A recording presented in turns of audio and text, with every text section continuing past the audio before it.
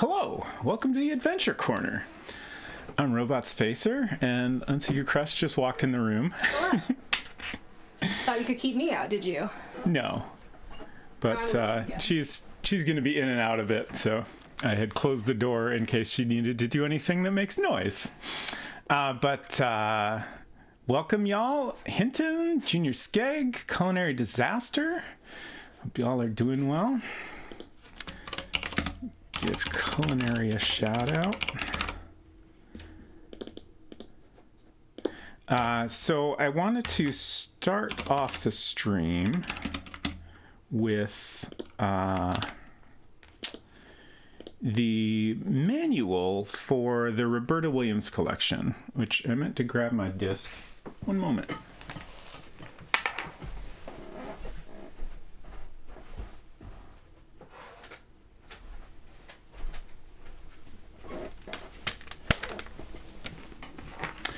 My copy of the Roberta Williams anthology, unfortunately, this is all I got. Unsurprisingly, like a lot of CD-ROM games that are available inexpensively on eBay or whatever don't have like the full package.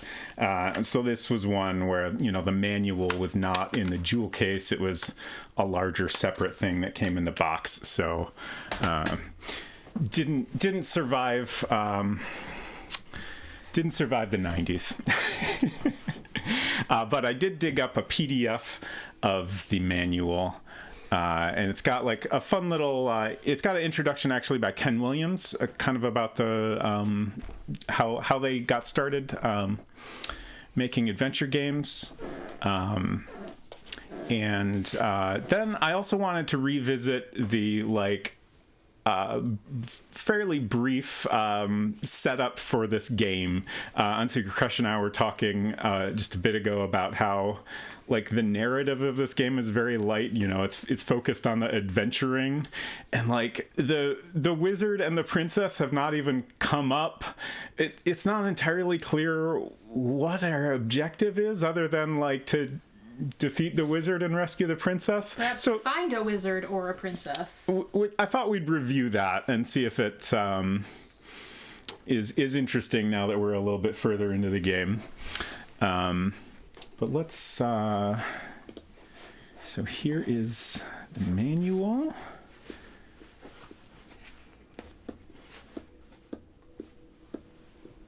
And here is the introduction by Ken Williams. Starts off with, I assume this is a bit of text from Adventure or Colossal Cave Adventure. You're standing at the end of a road before a small brick building. Around you is a forest. A small stream flows out of the building and down a gully. South. You have walked up a hill, still in the forest. The road slopes back down the other side of the hill. There's a building in the distance. Go building. You are inside a building, a well house for a large spring. I missed. What is this excerpt? I assume it's from Adventure or Colossal Cave Adventure. Okay. And what is this document? This is the manual from the Roberta Williams anthology. Okay. And this is just the lead into an introduction by Ken Williams. Okay. This is the beginning of the game that so captured my wife, Roberta, that she could not sleep for days while exploring the caves beneath the well. The year was 1979. I was programming an income tax program on a mainframe computer that was 3,000 miles from my Los Angeles home. To access the computer, I had a teletype machine. It was really just a typewriter with a modem and a printer communicating at 110 BPS, but it allowed me to get my work done. Although the teletype was at home solely for work, that didn't stop me from exploring the mainframe for anything else interesting to do. I will always remember the thrill of discovery when I saw something called Adventure and typed it just to see what would happen. Backtype the computer, you are standing. Within minutes, I was calling over to Roberta to show her my discovery. No work got done that night. I don't recall there being any directions in the game. It quickly became obvious that it wanted me to type 1 or 2 word sentences, usually a verb and a noun. When we encountered a bird, feed bird became obvious. Encountering a stream, how could we not enter stream? The end. Uh-oh. What now? 3 weeks had passed in what seemed like 3 minutes. I searched every directory on the mainframe computer for another similar game, but with no luck. I did find some background information on the game, though. It had been programmed by a couple of hackers named Crowther and Woods at MIT. Why the game was programmed and whether or not they would ever program another was and continues to be a mystery.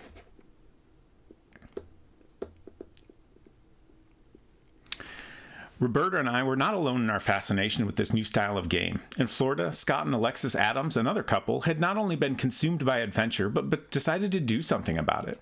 They formed the company Adventure International with the goal of creating more adventure games. Hey, Silver. Also, thanks for that shout out. Hello, David Alexander. Great to see you. Hope y'all are doing well. Personal computers were just getting started. Most people think of the Apple II as the first personal computer, but there were several other computers before the Apple. Radio Shack had a major success in 1979 with the TRS-80. At the time, computers didn't have floppy drives, so when Scott and Alexis set out to program their own games, they had to type the programs into the TRS-80's memory and then save them on an audio cassette tape.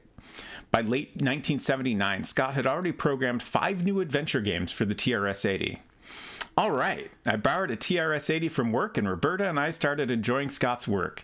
Scott really didn't change the style of the game from what had been done in the original adventure. You still typed in 2-word sentences, and the computer typed back your location. The plot had changed, but the game was the same. Roberta loved the games, but wondered if they wouldn't be better if, instead of a textual description, there would be a picture. Instead of reading, "You are standing in front of a house," why not show a picture of the house? Anyone who knows Roberta will tell you that once she sets her mind to something, it's sure to happen. The Apple II was starting to catch up to the TRS-80. I wanted my own personal computer to start programming a Fortran compiler. Roberta thought I should help her program her vision of an adventure game with graphics. Our gift to each other for Christmas 1979 was an Apple II computer. For only $2,000, I was able to buy 64K of memory, a floppy disk drive which held almost 85K of data, and a monochrome monitor. Roberta then bought me dinner at a local steak place and proceeded to describe her game idea. There would be a haunted house. You would be trapped overnight with 7 other people, one of whom would be a killer. Roberta wanted pictures of every room in the house and would write the story and draw the pictures if I would write the program. As Roberta talked, she grew more and more excited. Her voice rose in volume. People around us in the restaurant started staring as she depicted to me how each of her characters would die. I was a bit embarrassed. She caught my attention. For a television show recently, I got to play a little of the game she described that night, Mystery House. The pictures are black and white outlines resembling the drawings of a 6-year-old child might make on a chalkboard given only a few minutes while the teacher was out of the room. Gameplay was unchanged from the original adventure, but now you could see where you were. The picture even changed based on what you typed. For instance, if you were looking at the front of the house and said open door, the picture would be completely redrawn with the front door now open. By typing go door, you would be trapped within the house and the fun would begin. Driving from store to store, Roberta and I sold Mystery House ourselves. We even called Scott Adams and started selling his games too, as well as our own. Covering the West Coast was easy in those days. You could stop at every computer store west of the Rockies and only have to leave your car 8 times. I doubt Crowther and Woods ever realized they were creating a whole industry. Another company was born out of MIT at the same time, Infocom. While Roberta and I were expanding the definition of an adventure game to include graphics, Infocom was working on improving how you communicated with the game. Instead of simple expressions like open mailbox, you could suddenly type in more complex sentences like open the mailbox and look inside. Take everything except the blue feather. Infocom hit the big time with games like Zork, Suspended, and Wishbringer. Thanks to their great game design, the intelligence of their text parser, and packaging innovation, they took the industry by storm. It is tough to believe now, but at one point in 1983, 8 of the personal computer industry's hottest selling games were all text adventures by Infocom. Adventure games had gone in 2 directions. Infocom had done so well with the all-text game that Scott Adams had not been able to compete and left the business. Gamers liked our graphics, but even we had to admit that Infocom had us beat in several areas. Our graphics used so much of the computer's memory that we simply could not do games with the kind of depth of Infocom's. Thanks for that follow. Welcome. Hinton says, was this homework we were supposed to do before stream? No, I'm doing the homework for you. So just sit back and enjoy, or ignore me until I start playing the game. You know, if this isn't interesting, that's also fine.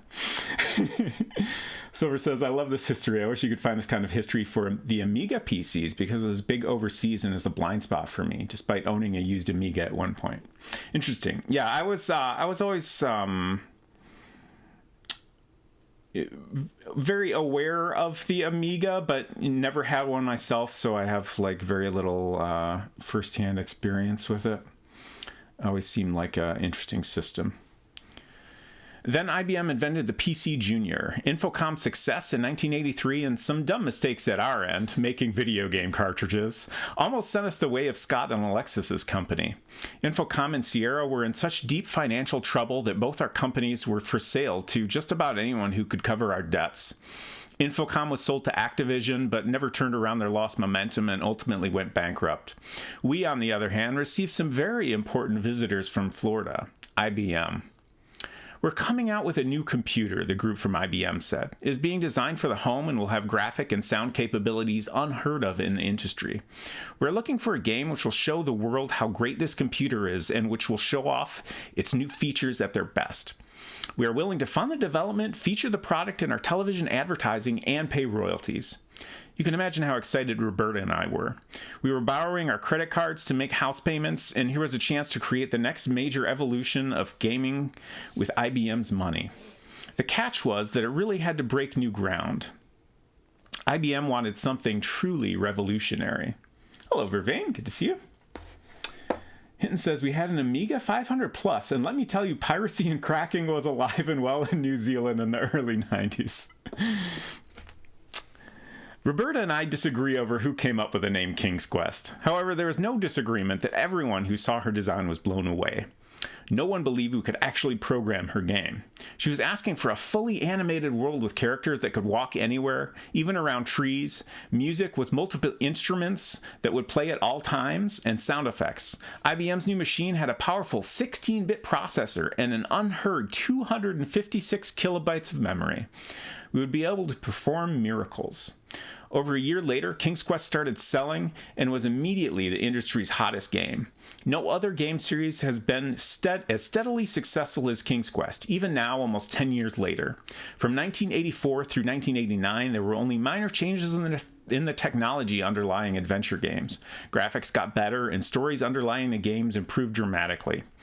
The musical scores also became a lot more professional. For King's Quest IV, Sierra even went to Hollywood to hire composer William Goldstein to perform the score. Many players reported being brought to tears by Bill's soundtrack during King Graham's collapse at the opening of the game. They love bringing that up, don't they? Games make you cry. A coaster fell on the floor. Oh no. Yes, we did see Ken and Roberta at the Game Awards. They look great. I loved Ken's Zizzy shirt. Let's see, where was I? In 1989, 10 years after playing Adventure, Roberta decided it was time to switch how one communicated with an adventure game.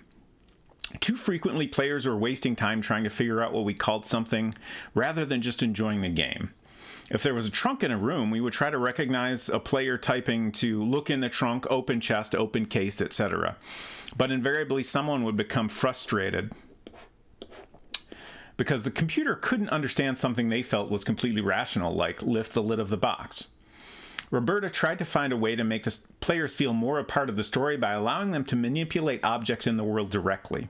In real life, if you want to open a chest, you just reach over and open it. That became her goal. King's Quest V, released in 1990, was the first to show off the no-typing interface and became Sierra's first game to sell 500,000 copies. The first ever true multimedia game to be shipped on CD-ROM was Sierra's adventure game Mixed Up Mother Goose. We started development in 1988 but didn't ship until 1990. It is much trickier to develop for CD than we thought it would be. Although you have 600 megabytes of data storage, many CD-ROM drives are as slow as a floppy disk drive. Our toughest challenge was the slow seek time of CD-ROM drives. When we wanted a character to speak, there would be an unpredictable delay of 1/3 to a full second while the CD-ROM seeked for the speech data. Our other big problem was trying to synchronize the lips of our animated characters with the speech coming off the CD. There was no way I wanted our products to ship looking like poorly dubbed movies. Finally, in 1992, I solved the problem by the only other means left to me. A small Seattle-based educational software company named Brightstar had spent nearly a decade wrestling with lip syncing. Their chief techie, Elon Gasper, a genius ex-college professor specializing in linguistics, was building an early reading product called Alphabet Blocks. It featured a talking monkey, Bananas, and a Jack-in-the-Box named Jack. They look incredibly lifelike when they talk. Elon's studies had demonstrated the increased comprehension that comes from watching someone's lips while they talk, rather than just listening, and wanted to create a program that would both show and tell children the correct pronunciation for a word. You may wonder why something as seemingly unimportant as the lips of a video game character so consume me. My goal for the adventure game is simple: to make you forget that you are playing a game. Any detail, no matter how small, that makes you remember that you are playing a game is unacceptable. I want the game to feel so real that you begin to believe that you really are a character in the story. Producing CD-ROM-based adventure games turned out to be a bigger project than we ever expected. Mystery House was designed, written, and illustrated by Roberta, while I programmed it all in the evenings. In all, it took about 3 months. On the other hand, King's Quest VI CD lists around 50 names in the credits, some of whom have spent the last 2 years working on King's Quest VI. To do the voices for King's Quest VI CD, we went to Hollywood and used professional voice talent like Robbie Benson to do the voice of Prince Alexander. Robbie was the voice of Beast in Disney's Beauty and the Beast. The voice actors were shocked. An average film script contains only 100 pages of double-spaced dialogue. Since there isn't really one set plot, our adventure game script consumed over 700 pages. It became a major project just to calm the angry actors down. Oh no. How they asked, could it be that their character would fall off a cliff in one scene and be back happily walking along the path for the next line of dialogue? Since our very first adventure, we have continually worked to improve the graphics in our games. Hardware was advanced from black and white to 4-color CGA to 16-color EGA to the current 256-color VGA. As the number of colors, screen resolution, processor speed, and system memory all increase, so does the effort required to create state-of-the-art game graphics. Roberta was developing 2 different games at the same time, King's Quest VII and Phantasmagoria. Each game had very different requirements. King's Quest VII had tons of cell animation a la Disney, and Phantasmagoria required us to build our own film production studio in Oakhurst, California, near Yosemite National Park. Both games had to support high resolution. Lorelei Shannon, co-designer of King's Quest VII, talked with Roberta during their work together on King's Quest VII, and these were her thoughts about the game she was working on at the time. King's Quest VII has very different animation. I would call it feature film style, which is a different thing for King's Quest. It also features 2 protagonists, which is different and unique for the series. Both of them happen to be female, which I think is an interesting twist. I think having female protagonists added a softer, more whimsical approach to the game. Roberta had been wanting to do a horror game for years, but they never panned out. Horror has to scare you, and it's my opinion that up until a few years ago, the computer just wasn't capable of scaring you. Pixelated characters, tinny music, slow seek times, those don't exactly add up to nail-biting terror. I always just held off until CD-ROMs were faster and we could use real actors. You need real people for a horror game. The protagonist has to be very real to the person watching the movie, reading the book, or playing the game. The player has to empathize with the character or it isn't going to work. You have to feel for them, to like them, to relate to them. If you don't sort of bond with them, you won't fear for them. If you don't fear for them, you won't get that feeling of horror. The games herein are offered for their historical value and for your entertainment. As you advance through the saga, you will see the technology and the characters develop simultaneously. The earlier games utilized a parser interface, while the new games offer the point-and-click interface. No matter what form the story assumes, the magic of Roberta's designs lies herein and is ever present in the lives of those they touch. And the rest is history. And then we got a nice little timeline over here covering the whole history along with various In 79, the Atari 800 and Motorola 68,000 were released. CompuServe launched, and also Star Trek 1 and Alien played in theaters. And then a year later, Mystery House came out. Catch up on chat here. Yeah, Culinary says, oddly enough, the scariest horror story I've experienced has animated characters. And the thing about, like, you need real actors to get scared is a fascinating concept. I feel like, I don't know if I have too many thoughts to string into a coherent sentence. Junior Skag, thank you so much. 6 months. Holy cow. I feel like that there could have been plenty of opportunity for, like, something like a King's Quest to scare you. Mm-hmm. You just need to build a sense of dread. Mm-hmm. Yeah, like, definitely, you know, games back then would have required a very different approach to horror and a different type of horror than it seems like Roberta wanted to create. She wanted to do maybe, like, a cinematic type of horror. Mm-hmm. That makes sense. Junior Skag said, percentage chance of meeting a wizard and or princess this stream. Great question. I'm going to say very low. Yeah, that hooded dude coming after you in Lorbo too was definitely a sense of dread kind of thing. Right. Okay, so now we're going to skip ahead to... Geez, that's wild to think about. 1989, Colonel's Bequest was released. Star Trek V played in theaters. Total Recall came out the year King's Quest V came out. Twister played in theaters the year King's Quest VIII came out. Fascinating.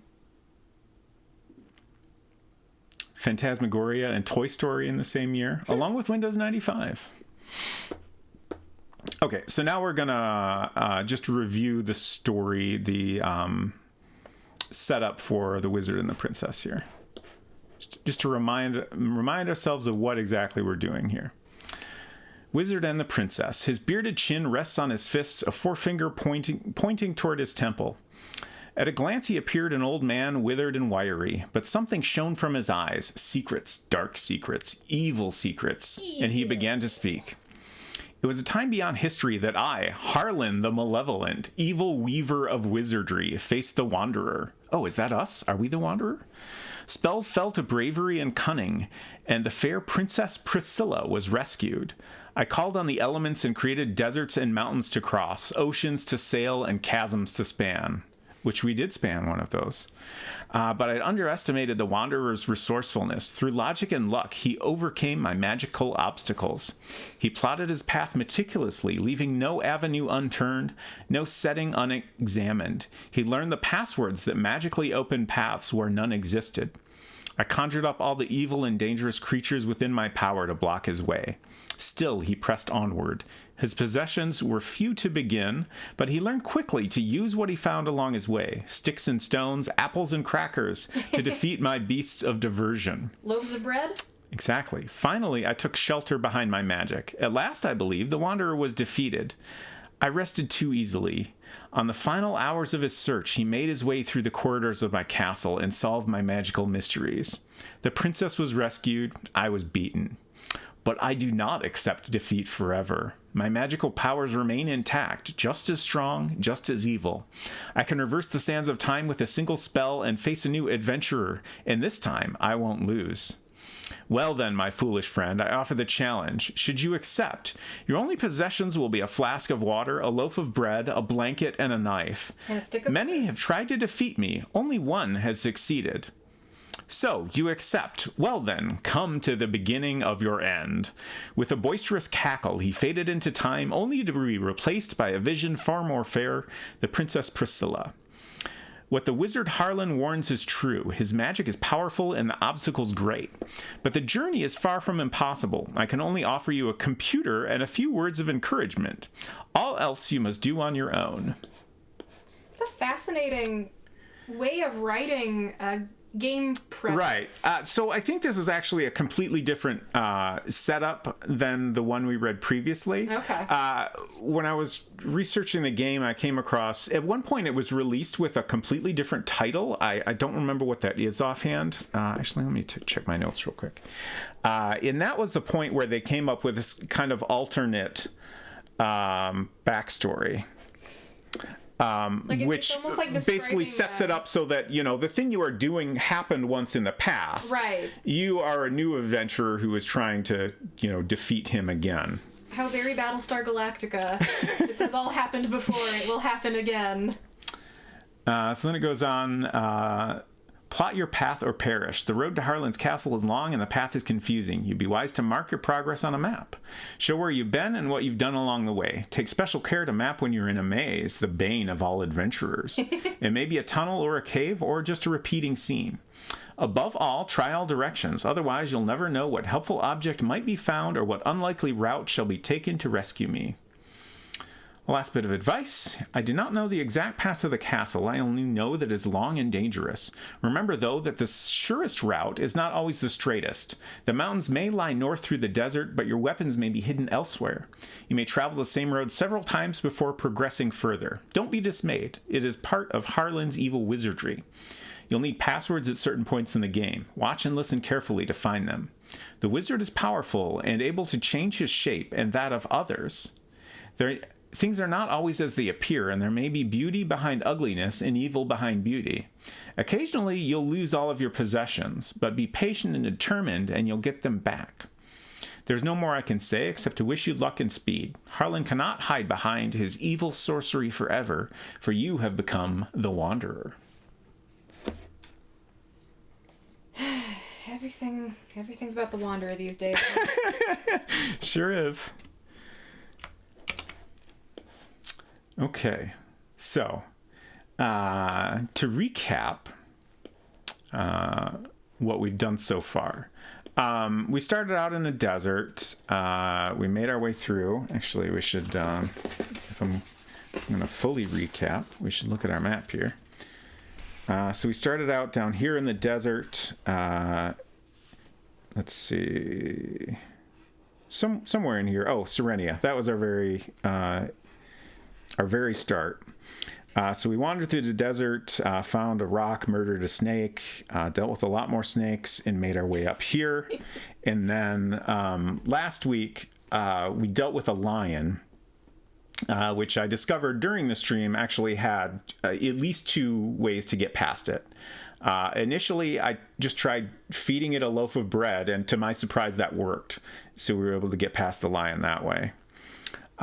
Something happened and I had to back up, and then I tried, we got a vial of green liquid from a parrot, and I tried using that because I knew it would give us wings.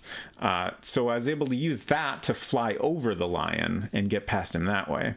And to me, that seemed like a better solution. I don't know, feeding a lion bread seems weird. So I decided to, forge on ahead. We got in a boat, we plugged it up with a blanket. Yeah, I think the blanket that we started with. We made our way across the ocean to an island, which is where we are now. And then after exploring the island, we found a treasure chest with a harp inside that used to belong to a pirate. We had to get it back. And then I got stuck, and I had to consult a guide to figure out what I was missing. And it turned out the thing I was missing was the vial of green liquid. So after stream, I redid everything from right before the lion. So in this playthrough, I gave the lion the bread, so I still have, as you can see here at the bottom of the screen, a full vial of green liquid that we got from a parrot.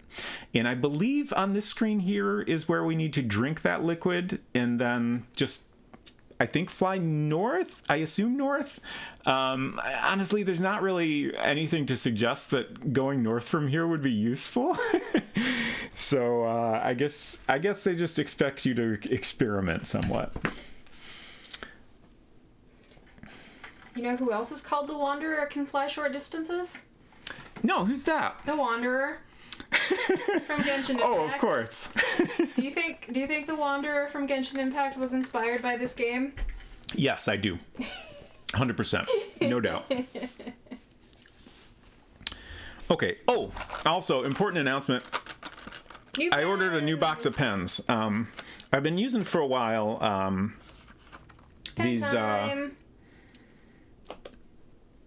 these wonderful Uniball Deluxe pens. Come in a fine weight and also a microweight, which is a bit thinner.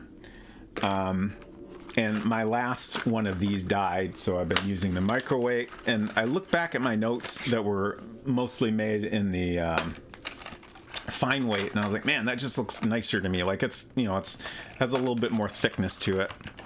And just I used to prefer the micro, but over time I've come to prefer that just a little bit heavier weight, and I think it shows up better on camera as well. And I tend to write and draw just a little bit bigger, so makes things more legible. Anyway, I'm excited to have new pens. And last time I got pens, I was like, I'm scared that one day these are no longer going to be available. So I bought a lot of pens, and I think that's probably why they keep dying on me, just because they've been sitting around for a long time. And a lot of them have been cracked open at some point and just kind of dried out, but hopefully this fresh box will last me a long time, and hopefully they will keep making them. Good pen makes all the difference. I agree completely. All right, so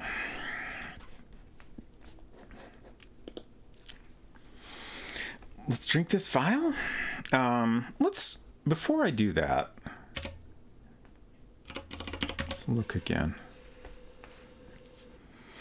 You see nothing special. You are on a beach on the island. Yeah, that's what I thought. Like, there's absolutely nothing here to suggest that flying north would be useful. But it is like the one place on this island where we can see north of here. So I guess they figured that was enough. Does Robot Spacer have any interest in the new Kindle that has full handwriting support? Digital notebooks of the future. I haven't actually heard of this, which I'm kind of surprised by. There's been another product. Shoot, I can't remember what it's called. It's not by any well-known company. That's it's a similar an e-ink style display, monochrome or maybe grayscale, high res with pen support and stuff like that. And on one hand, it intrigues me, but also I don't know. I guess ultimately it's the kind of thing I'd have to try to really know if it's something I'd enjoy.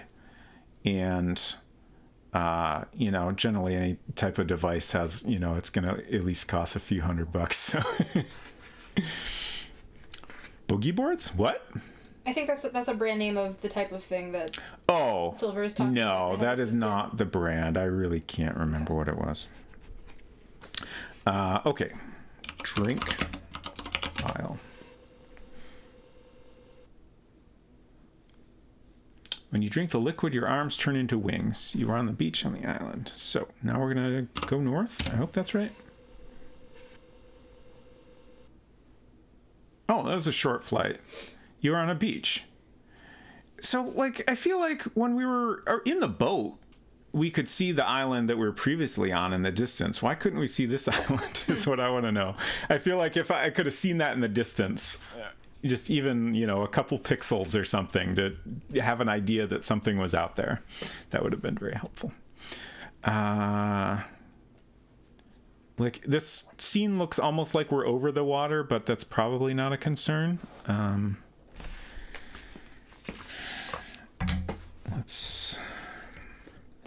Remarkable. That's it. I'm pretty sure that is the one I was thinking of.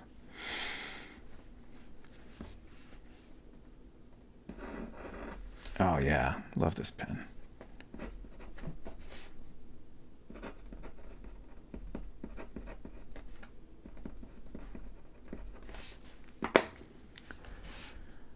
Okay, so I'm going to try west. Can't go in that direction. You have changed back to yourself again. You're on a beach. Let's try east. Kindle Scribe is the new Amazon one. Okay. Can't go east, so north it is. I feel like the new Kindle more closely matches Robot Spacer's notebook style with more defined pages, etc. Although the Remarkable is still a super fine product. Interesting. There is a beautiful sapphire ring here. You are in the foothills.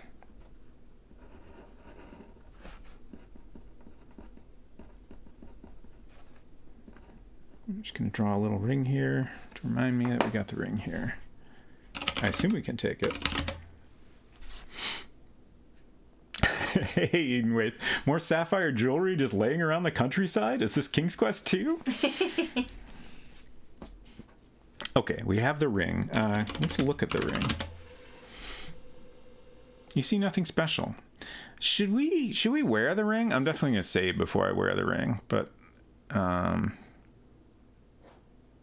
I guess, like, speaking of King's Quest 2, is this maybe something we will give to the princess later? Or is it perhaps a, like, magic item in some way? Let's see. I couldn't get the save system to work without destroying the disk, so we're using snapshots here, just remembering how to do this all. Okay. Wear ring. The ring is on your finger. That's it.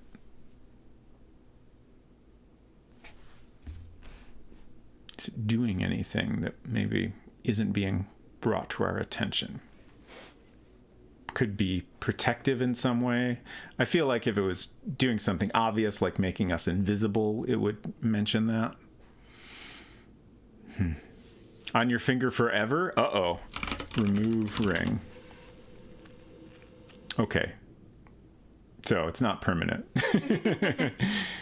Yeah, we can take multiple snapshots. So I've just been saving periodically, and that worked out great. Like, honestly, if I had been using the built-in save system, I would have been like, oh god, I hope I made good notes, because like the save files are just letter numbers, and I would have had to write down what was what, and it probably would have taken me forever to back up to the right spot.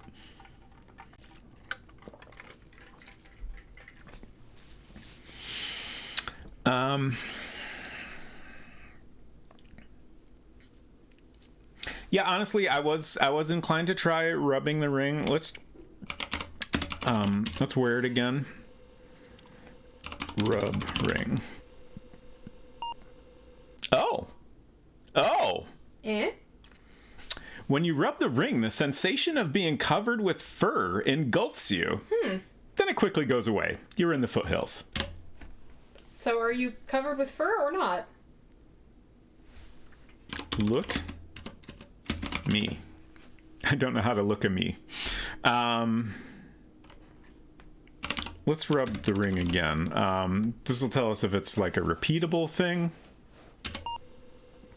Okay. So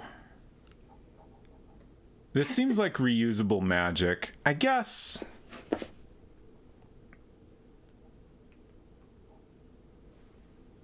I'm thinking. Let's back up. I'm going to put the ring on, but not rub it, just in case we have, like, limited uses. Okay.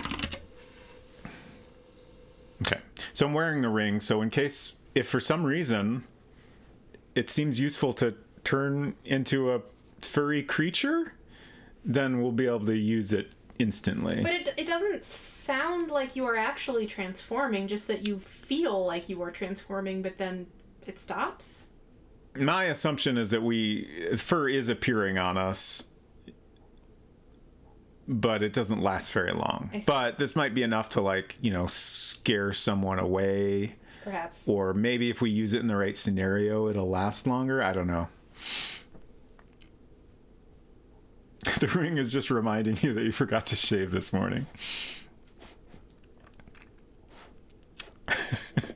It says that sensation is just my base state of being.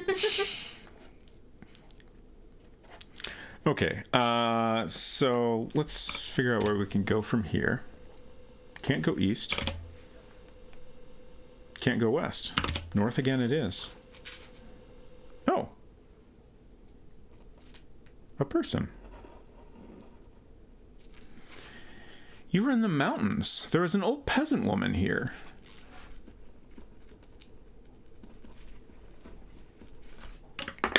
Is this the first time you've seen a person? We previously encountered a gnome that was like, the gnome didn't really act like a person at all. Like, the gnome would take our objects. Like, we couldn't interact with the gnome in any way. Like, I tried talking and stuff like that. So I'm curious if we can talk to the woman. She warned you of the giant who lives in the mountains. You were in the mountains. There was an old peasant woman here. Okay. She bites you. You're dead. Would you like to play again? I'm trying to think of... You see nothing special. Look basket. Show ring. Don't know how to show something. Give ring. No way. My hunch is she's just here to Warn you about a warn giant? us about a giant. Hinton says, dang, I look away for a minute and come back to see some kind of haunted puppet. I do very much enjoy the expression. Her face is great. I love it's just like the tiniest orange dots for her eyes and nose. Reminds me of Ditto. You're right. That's not an old woman, that's Ditto. Let's check our inventory. Oh, right. I was keeping a written inventory just so we could glance at it easier. We all now also have a ring. Excuse me. Large rock, anchor with a rope on it, an empty flask, a stick, a pocket knife, a ring, a large rock, 2 large rocks still.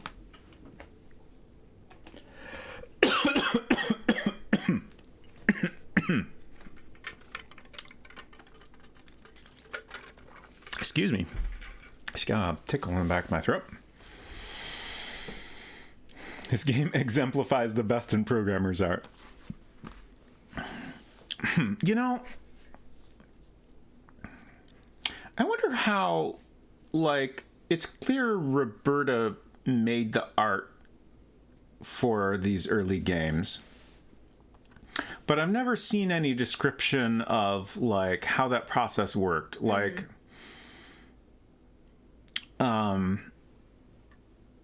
you know, I assume Drawn with a mouse? you know, if they used any tools to create this art, like, you know, Ken had to write those tools. So, like, did he create tools for her to use to create this art? Or, you know, did she, like, sketch something and then, you know, maybe Ken,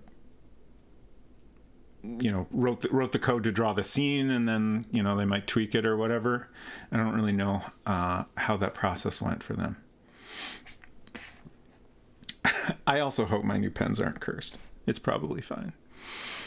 Let's see, where was I? Ring, large rock, a locket. Oh, right, the locket. Okay, I wrote down the locket. What does the locket say inside? Lucy. And if we say Lucy, everything we are holding disappears. As long as we are also holding the locket at the time of using that magic word. And I still feel like that has to be something useful at some point. I just don't know when. Imagine any art was pretty much done programmatically, draw lines, fill section, etc. Yeah, I agree. I can't understand. I can't picture how that. Like, I can read the sentence that Edenwaith has written. Mm-hmm. I don't understand how that works. Mm.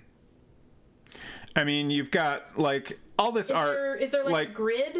This era of gaming is cool because, like, you know, when the scene loads, you can see it being drawn line by line, mm-hmm. and then like areas get filled and stuff. So like, you know, as it's being drawn, you know, there's code that says, you know, okay, start at this point on the screen and then draw a line from that point to this other point. And then, you know, it keeps going, you know, to draw this, all the points on this curve of the mountain. And then, you know, at some point there's a command to like fill that in with this green pattern. So could you like start with like some graph paper to make a design and then translate that each line of that graph paper into code? Yeah, maybe. Hinton said there's a hand-drawn look to some of the line work that suggests mouse drawing to me. And then the way it draws has the feel of following basic draw commands. Right. Yeah, like that is a good point. Like, you know, there's take this tree on the right here. Like, it's very, you know, it's crooked. Mm-hmm. It's not symmetrical. The woman also. If, you know, if Roberta drew a sketch and then Ken was programming it in, you would think it would be more likely that this tree would have been symmetrical because, like, that's easier to write, you know, the code for that. Right.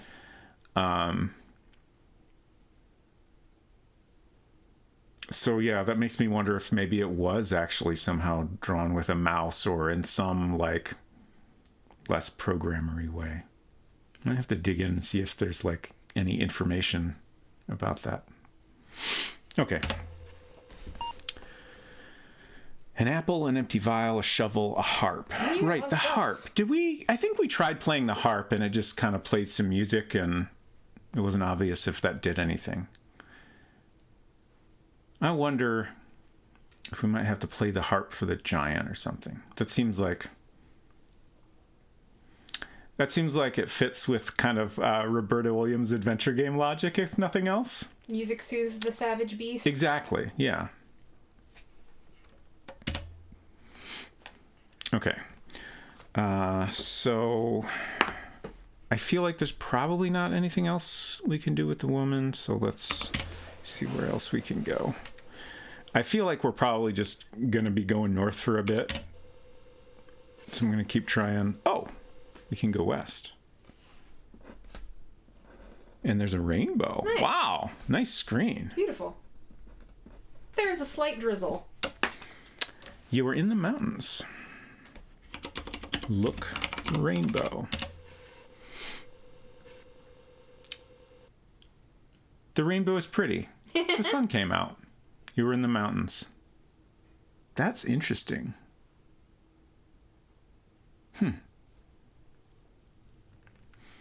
Hinton says, I've been trying to get my head around how people made art for games on the ZX Spectrum, and let me just say that game developers in the 80s were literal wizards.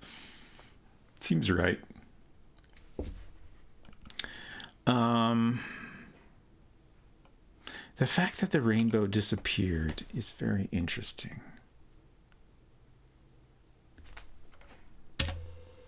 Can't go south. I'm going to go back east and see if it's possible to go north. Also, I'm going to draw X's in the places we can't go here.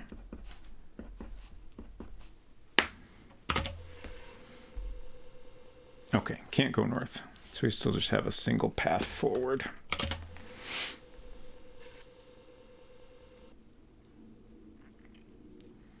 So I feel like we probably want to go north into the mountains and maybe even like find the end of the rainbow or something. Let's try the other directions here. Oh, but the we can rainbow go was west. gone. How could you find the end of it if it doesn't persist? Oh.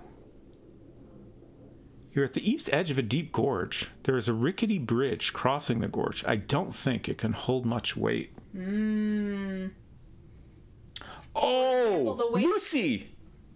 Ah! I was gonna say the weight of all of the stuff you got in your pockets. Can you get rid of that comment, please? Yeah. I figured that was probably coming, but... Pew. Pew. Okay. Gorge. Don't mind me just going pew pew as I go through all my mod options here. Pew. I feel pretty good about that. But let's experiment first, because that's more fun. And also, like, we don't really want to lose all of our items unless we're sure we need to.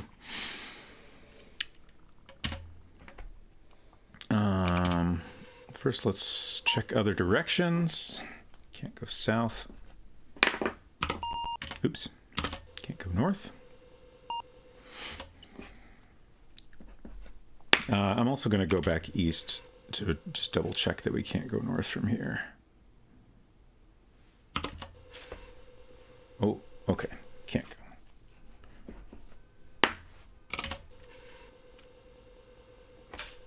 Someone's car alarm is going off.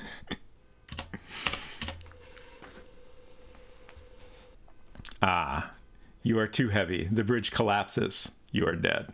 Would you like to play again? Even without all your stuff? That was with all my stuff. With all your stuff, gotcha. We were testing. Okay. I missed that part because I was doing the band hammer. Okay. So. Oops. Lucy it is. Everything you are carrying disappears. You have nothing left. You're at the east edge of a deep gorge. There's a rickety bridge crossing the gorge. I don't think you can hold much weight.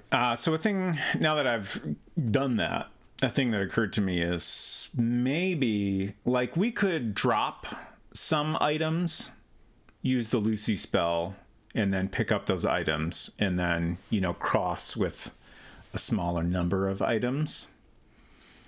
Unless the game won't, you know, it's possible the game won't allow us to get across here holding anything. But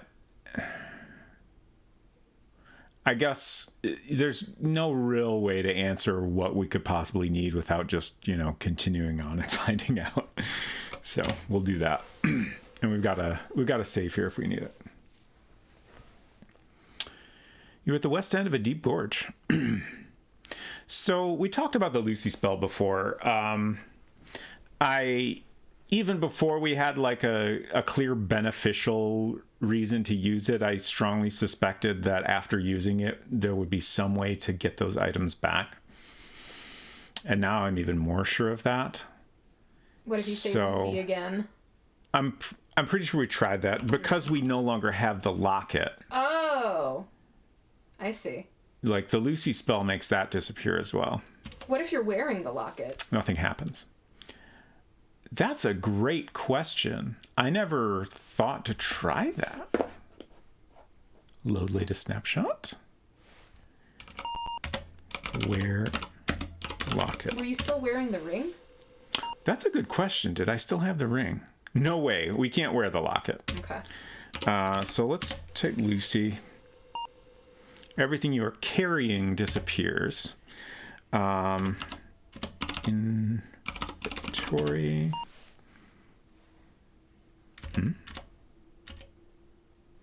Okay. I guess when you don't have anything, it just doesn't say anything about it. Okay. Rub ring. I feel like it must be gone. Oh, no, we still have it. Okay. I thought when I was wearing it, it still showed up in the inventory. So that's interesting. So we do still have the ring, but there's no way to keep the locket. Okay. That does make me think that wearing the ring was the right idea, though. That's probably going to be important. I hope we start going in a different direction soon.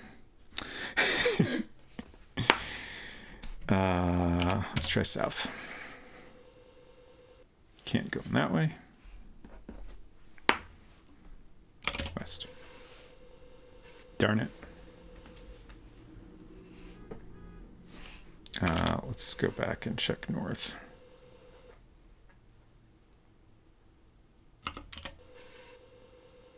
Okay, can't go north. So I'm just gonna do one of these. And now we're here. Perfect. First rule of an adventure game is put on all your jewelry. Unless it's cursed. So... Just gotta ask yourself, what would Love Nikki do? Not much here. Very good point.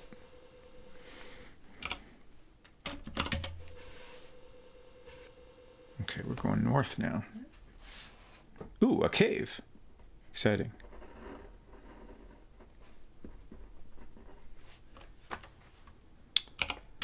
Again, I'm gonna just double back to make sure we didn't miss any areas.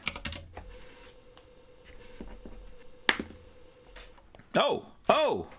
Oh? I think this is the giant. Found a giant. Huh. It's not... The giant is not mentioned? You're in the mountains. That's all. Nothing else I mean... notable here.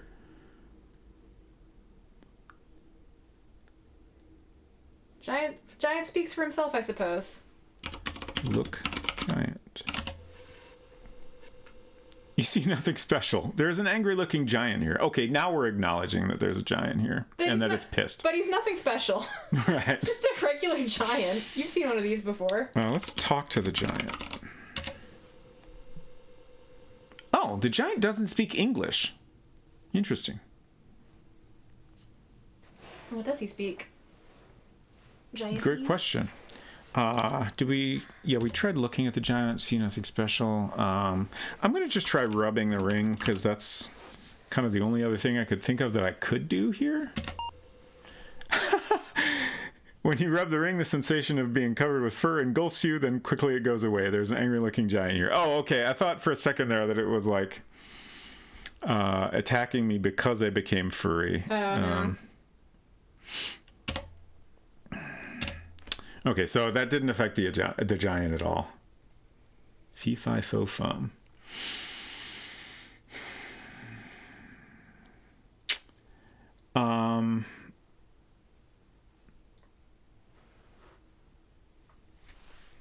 Kick giant. Don't know how to kick something. Okay, let's see if we can... Can't go west. Where am I? I think I forgot to... Oh! What did I do? What did I draw next there?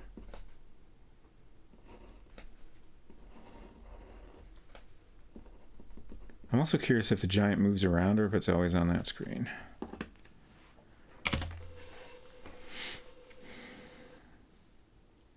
Seems like maybe it's always here. Like we had snakes that moved around. I can't go west.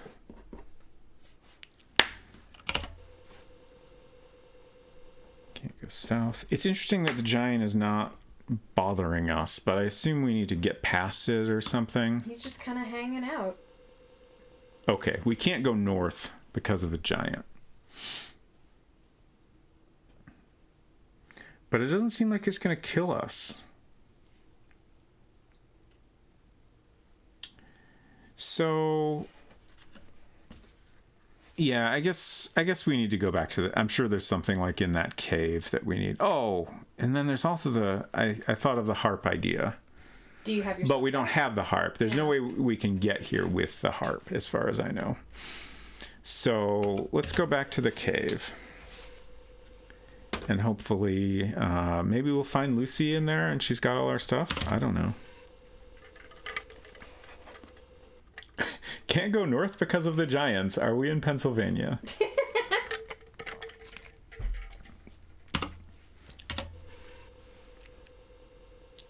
Oh. I guess the cave is not to the north.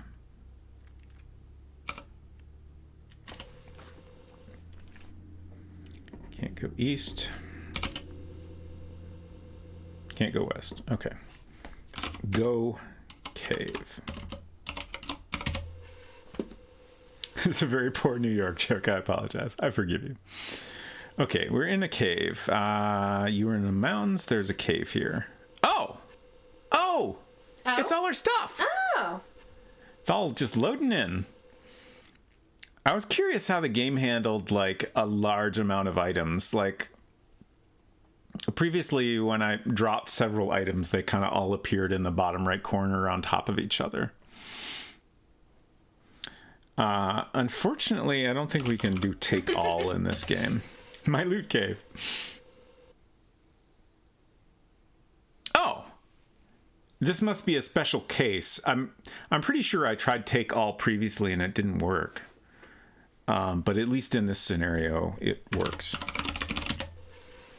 So we got all our stuff back.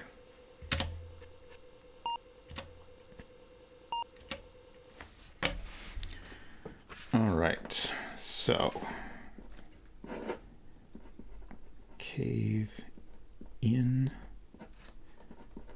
Lucy drop box. I'm curious. What?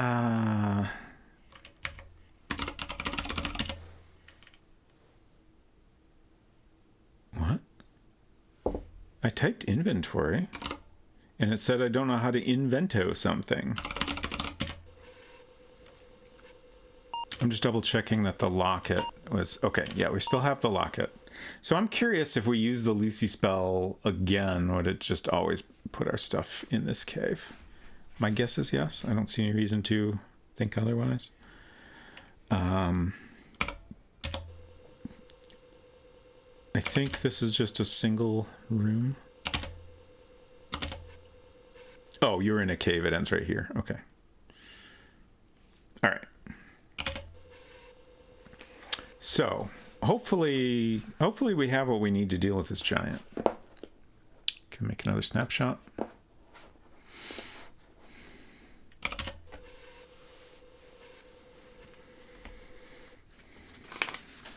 And now we're going to play the harp. The giant is a great lover of music. He thanks you for the harp and leaves with it. Okay, that's different than what I was trying to do, but I'm glad it worked. Hey, bro, thanks for the harp. You're in the mountains. I'll accept this. Okay, now we can go north. Music soothes even the savage beast, indeed. More trees.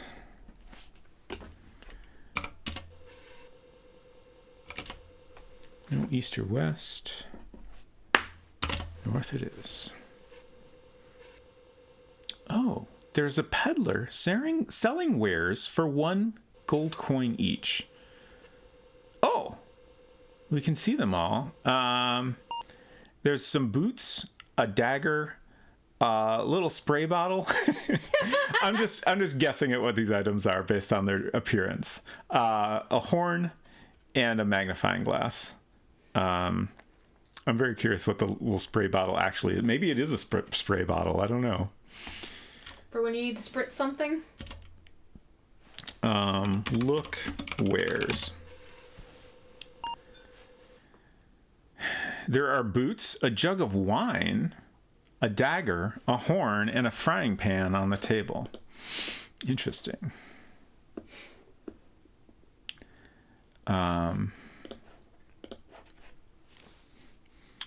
frying pan. Okay, so that's not a magnifying glass. It's a frying pan. Got it.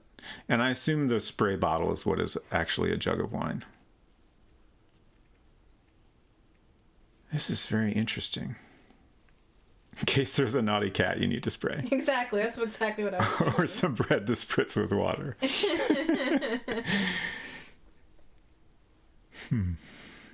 So, okay, first of all, we don't have a gold coin. I'm reviewing my inventory. Also, we should cross off small harp because that's gone now. Hopefully that's fine. So I assume we need to get a gold coin. And then we need to figure out what we need from this merchant.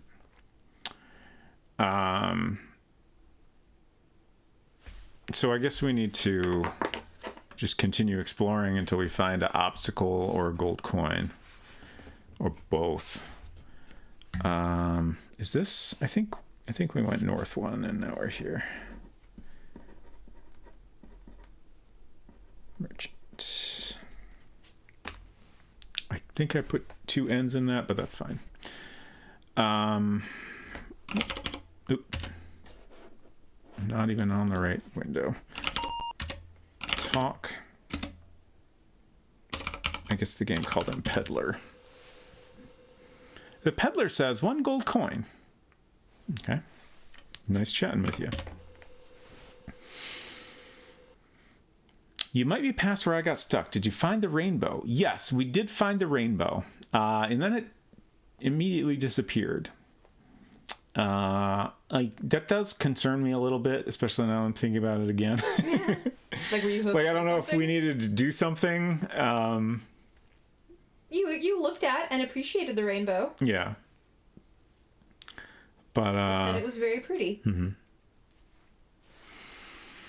We've got lots of saves, so we can always go back. And also, I discovered last week after stream, I've been playing on the medium speed setting here. I can crank it up all the way, and the scenes draw instantly, which I feel like is not good for full Apple II experience immersion. But it is great if you need to like backtrack and redo stuff, because it lets you blow through everything super fast.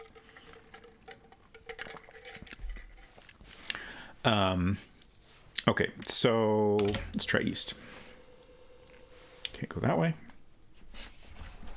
Oh, I guess my map's off the camera here.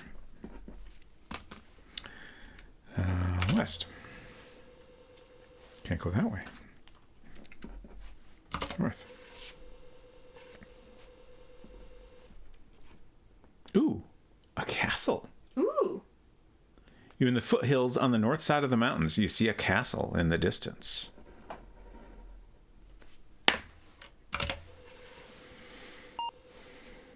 Can't go east. Can't go west. Can make the computer beep. Oh no, a moat. Uh-oh. Has it got gators in there? You were in front of the castle. There's a moat around the castle full of crocodiles.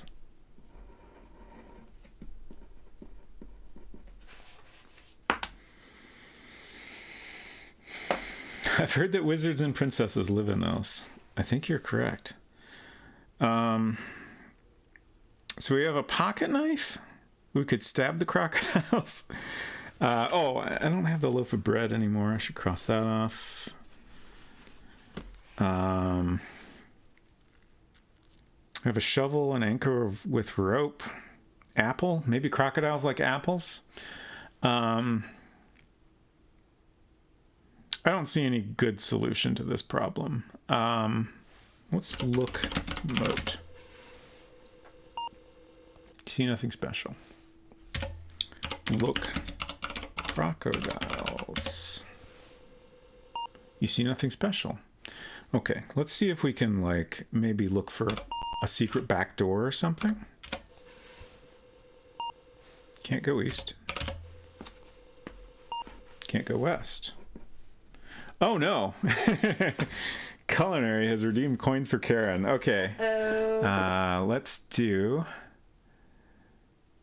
a snapshot. I guess let's try going north. I assume that'll... Oh, the door is closed. You're in front of the castle. Go moat. Oh no, we can't pet crocodile. I don't know how to pet something. That's very sad. Can't pet anything in Wizard and the Princess. Swim. Let's try that. The crocodile gets you. You are dead. Would you like to play again? Thank you, Culinary, for that redemption. I have a completely unrelated story to share. Please do.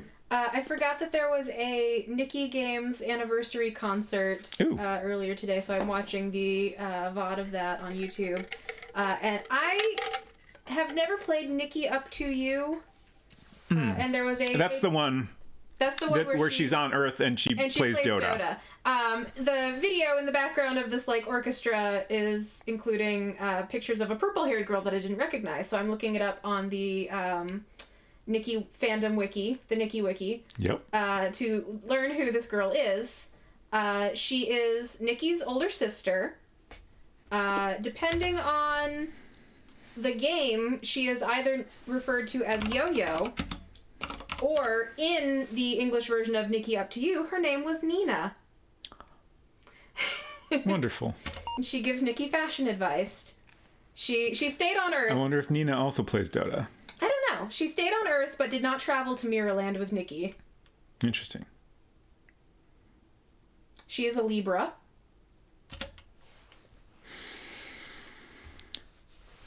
What did that say when I... Okay, I tried to throw a rock. I thought maybe we could throw a rock at a crocodile, but the game says no way. I control F'd for Dota on Yo-Yo or Nina's profile, and nothing came up. Okay. Oh, can I fill up my flask here? Probably will kill me. No way.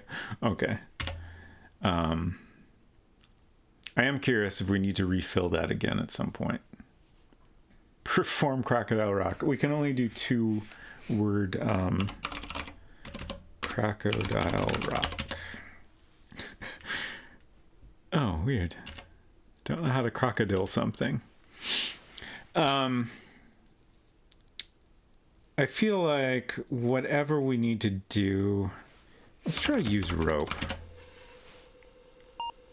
You aren't carrying it. Sure I am. An anchor with a rope on it. Maybe I need to use anchor?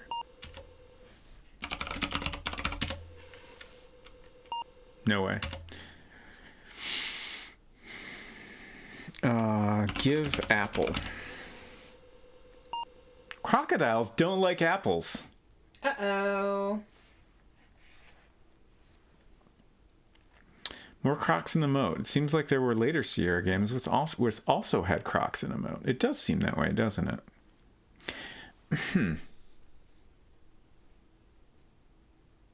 Is this Castle Daventry? But you're in Serenia, aren't you? We're in Serenia. Like, I feel like the Wikipedia entry for this game talks about how, yes, Serenia and Daventry are part of the same continent. So we started out in Serenia. Okay. We might have crossed into Daventry when we went through the mountains. Interesting. It goes on to say, in King's Quest III, the continent consists mostly of Daventry, only with the most of the northern half of the continent missing, as seen in maps and charts in the game.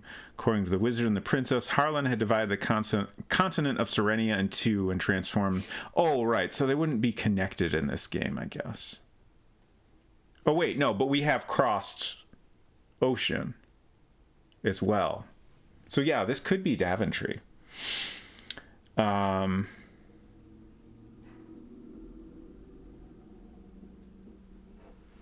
But, I mean, it's hard to tell. The game's probably not going to give us enough information to determine that definitively. Hey, Baltimore, good to see you. What is this? Tissue. Okay. I'm very curious what led to creating that emote. Could you give Baltimore a shout out when you have a moment? Yes. Let's continue trying different items we have just for fun. Use the shovel. Maybe we can dig under the moat. Huh. What's happening? Did I break it? Oh, I just didn't hit return? I thought I did. No way. I guess I don't think I tried the knife yet. Your pocket knife is too small. It doesn't say specifically, but I assume they mean it's too small to fight an alligator with. Crocodile, excuse me. I think that's all our items we have tried now.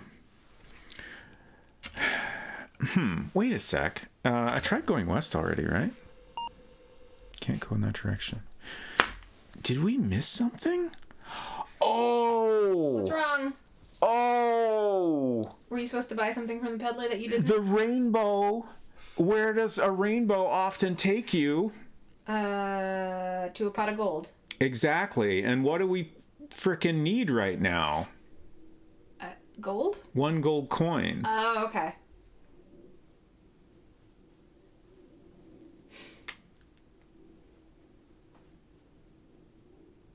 I think we need to back up.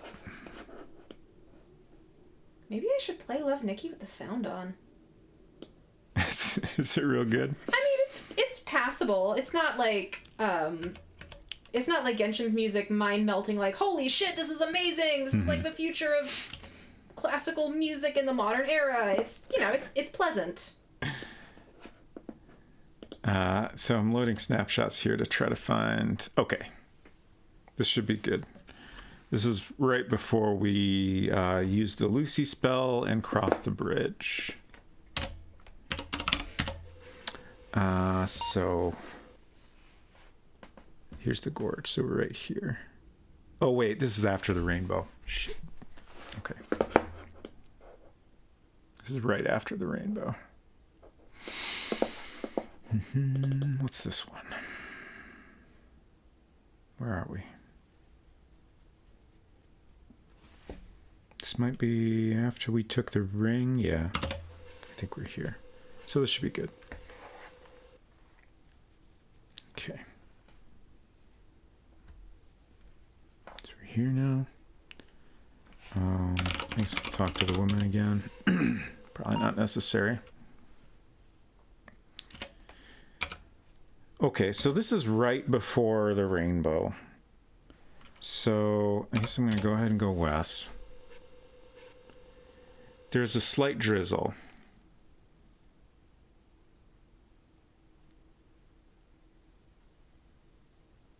If you go north, does that take you to the end of the rainbow? I mean, previously we couldn't go north. I guess I'll try it. Can't go in that direction. The sun came out. Next thing I'm gonna try is like follow rainbow. I don't remember what command I tried the first time we got here. The first time you tried, you looked at the rainbow. Okay, that's what I was thinking. And it just said the rainbow is pretty. So that's not useful. I mean, I don't know for sure that this is correct, but it seems important that there's a rainbow and then suddenly there's not.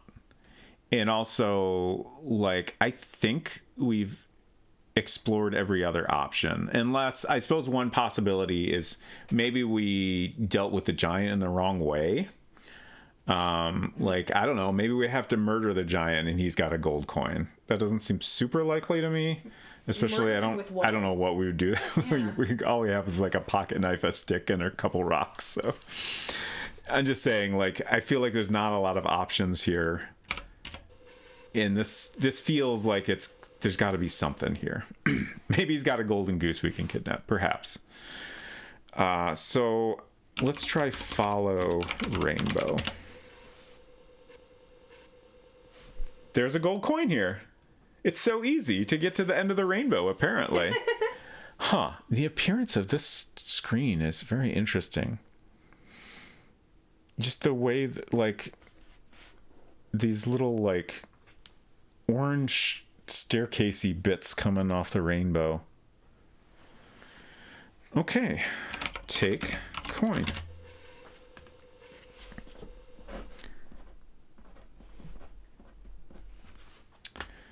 So easy. All right, so how do we get back? South? Okay. I kind of think that took us back to the foothills, actually. So let's try north. Yeah. Okay. Add coin to our inventory list here.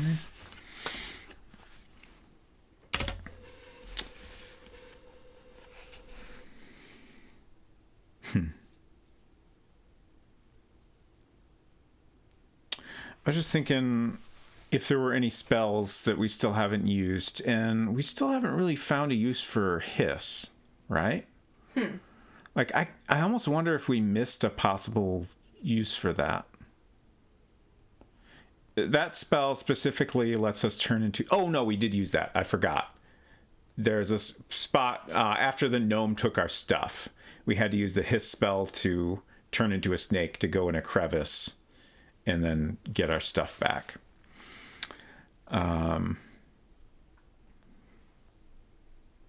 We still haven't found a use for the ring that makes us furry.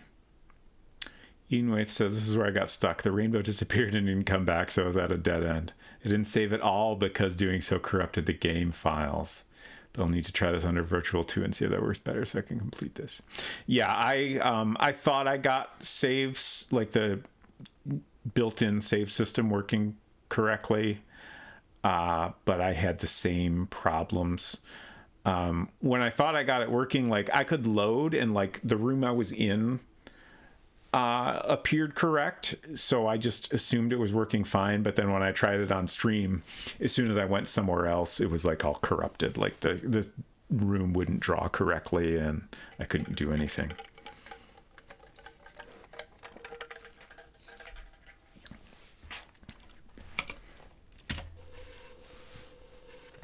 But the save states work great, so that's good. Okay, so now I need to use Lucy.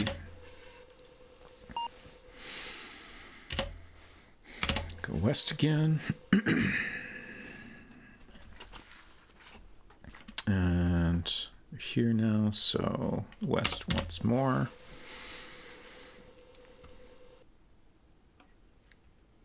Then north to the cave.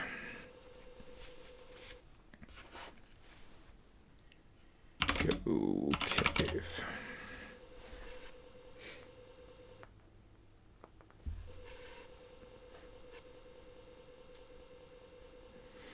Wait for all our items to draw.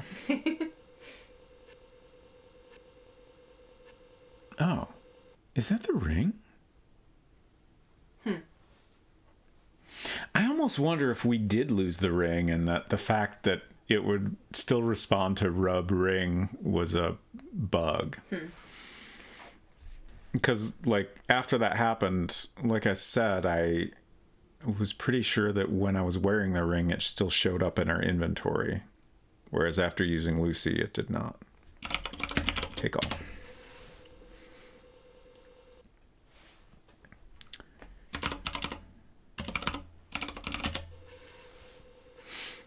Hey, Jabberwocky.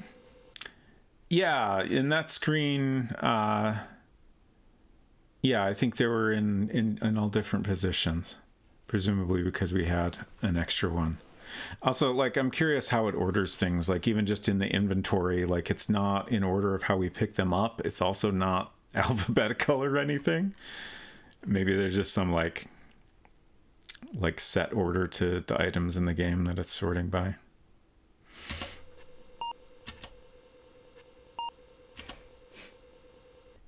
Wait, was coin in there? I didn't see coin. I'm pretty sure I saw it on the screen. Oh, coin. Second item. Okay.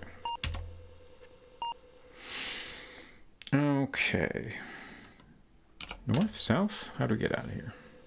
Do you mind if I talk a little bit more about this completely unrelated thing I'm doing in the background? No, it's fine.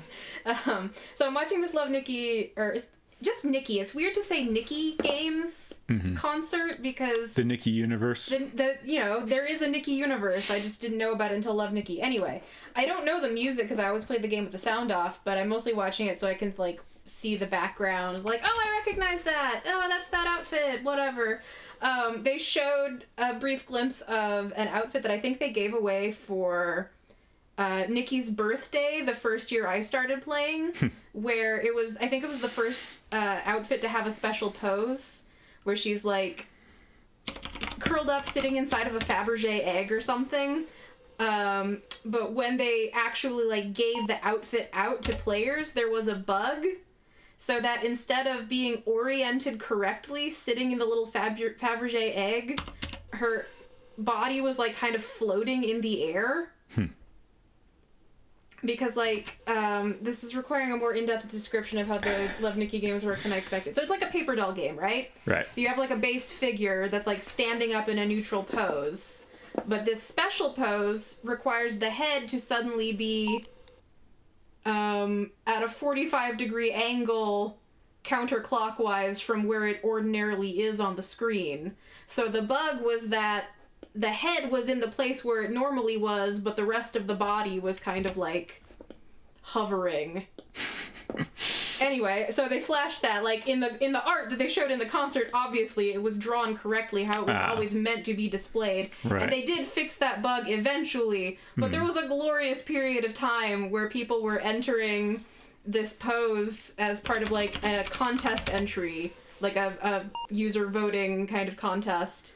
With the bug in effect to hilarious effect, usually. The end. Okay, so we have a coin now. We have a choice of boots, a jug of wine, a dagger, a horn, or a frying pan. We may purchase one item, and then, using that item, I assume, we need to somehow get across a moat with one or more crocodiles. I'm not sure if it was made clear how many crocodiles are in there. They did say crocodiles Also, plural, so presumably more than one. Like the door...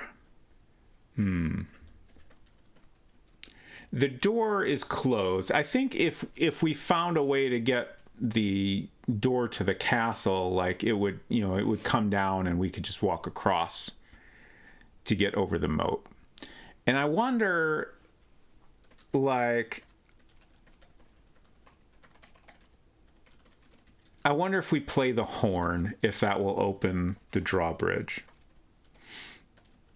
That just feels like a very, like, fairy tale kind of thing to me. And very few other items make a lot of sense here. You know, we could get a dagger and try murdering a crocodile with it, but that doesn't seem like a great weapon to use on a crocodile. I guess we could hit it with a frying pan. Any crocodile kibble, unfortunately not for sale here. Gotta become the bugle champ. Oh, I don't think I read this comment out loud. Hinton said, I bet inventory management and memory was a frustrating hack of a process in these days.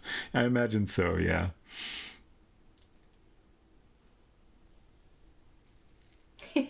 Trombone champ. That game is... I haven't played it, but I appreciate it greatly. I love that even if you're doing well in that game, everything sounds hilarious.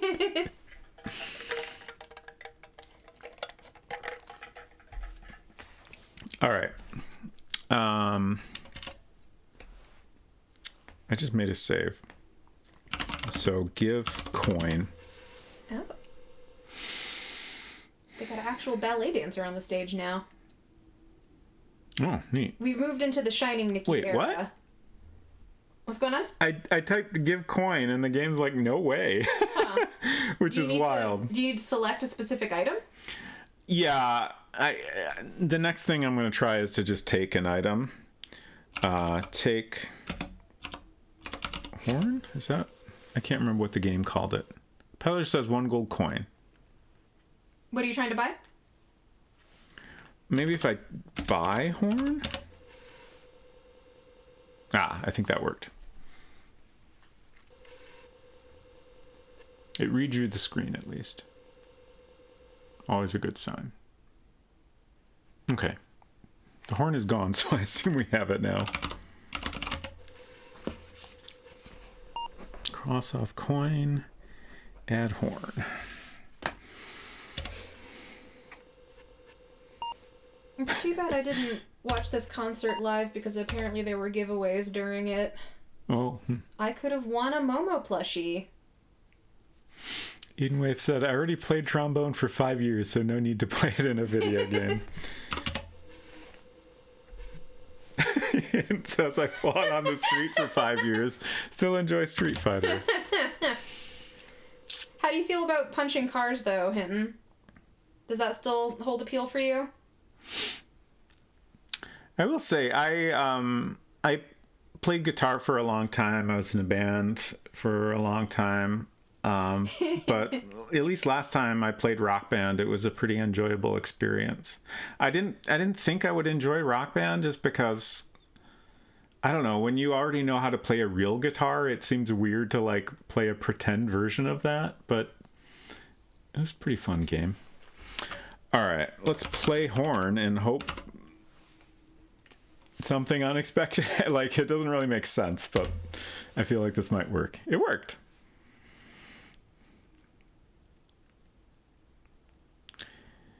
You're in front of the castle. There's a moat around the castle full of crocodiles, and now I can see that the drawbridge is down and the door is open. Okay. Sure, you haven't played this game before. I mean, I've played so many Roberta Williams games. I feel like that is a significant advantage. Let's go in. Oh boy.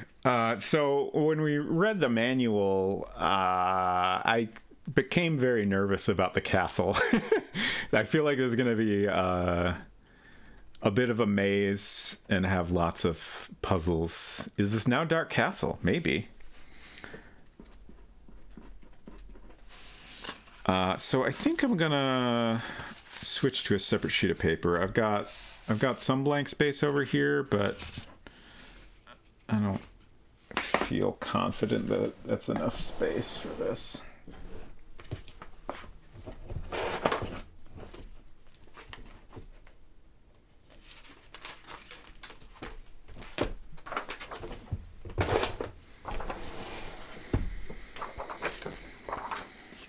Mystery House had the forest maze. King's Quest 5 and 6 had mazes of sorts. Yeah, there's definitely lots of mazes to be found in Sierra games.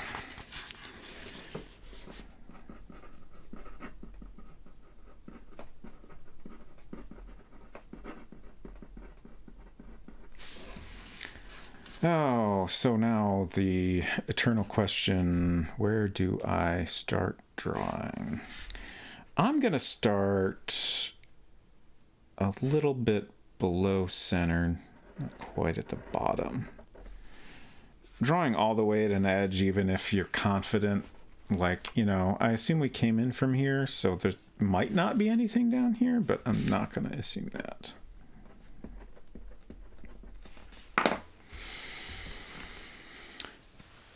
There are doorways to the northwest and south behind you. But there's also stairs, so I guess the stairs are up. Oh, are we going to need another sheet to draw the upper story? Maybe. Dark Castle is the game I think of when bad controls in a game are mentioned. Interesting. Very interesting. I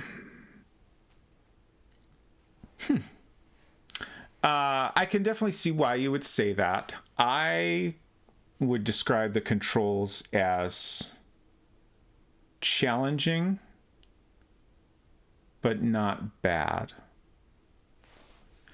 So the controls in Dark Castle, you, I think, use arrow keys to move around. You know, you use the keyboard to move around, like left and right. I think it's space to jump.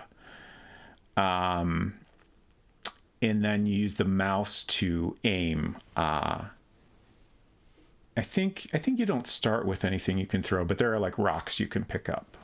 So there's like a key you press to interact with things, pick up a rock or whatever. I think I am going to play a little bit of that on stream at some point. I'm very bad at it. The thing with aiming with your hand is so hard to do. Yeah, for sure.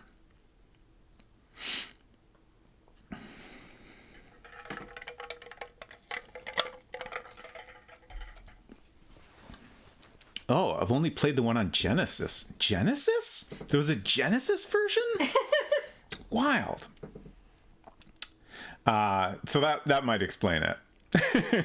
I could see how that would be bad. Might have been Master System. I really had no idea. Like, I assume you played the Mac version.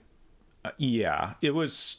I'm pretty sure originally a Mac game. It was Silicon Beach Software, and they made a lot of Mac games, so I'm sure it started out as a Mac game. But it was later ported elsewhere. I had no idea there was a version on any Sega system. According to the AVGN episode, Dark Castle ended up on many platforms. Yeah. And like later, like there were color versions of it and stuff, which I don't think did the art any favors. Like I feel like the art was very much designed in monochrome and looked beautiful that way. When they colorized it, it just kind of, I don't know, looked generic. All right. I don't really know where to begin here, so I don't know. West. Ooh. A table. You're in the assembly room. There are doorways to the north, east, and west. I'm just going to write table because assembly's too long. I don't know. Let's keep going west.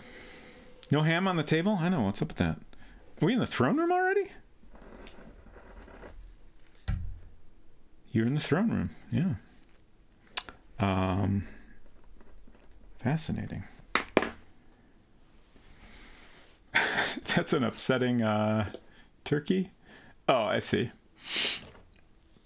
Bow to invisible king. Let's sit. You hear a wicked laugh and are suddenly zapped to dash, dash, dash. There is an angry boar here. Better watch out. What? What? Oh. Huh. You're in the courtyard. Fascinating. Unexpected.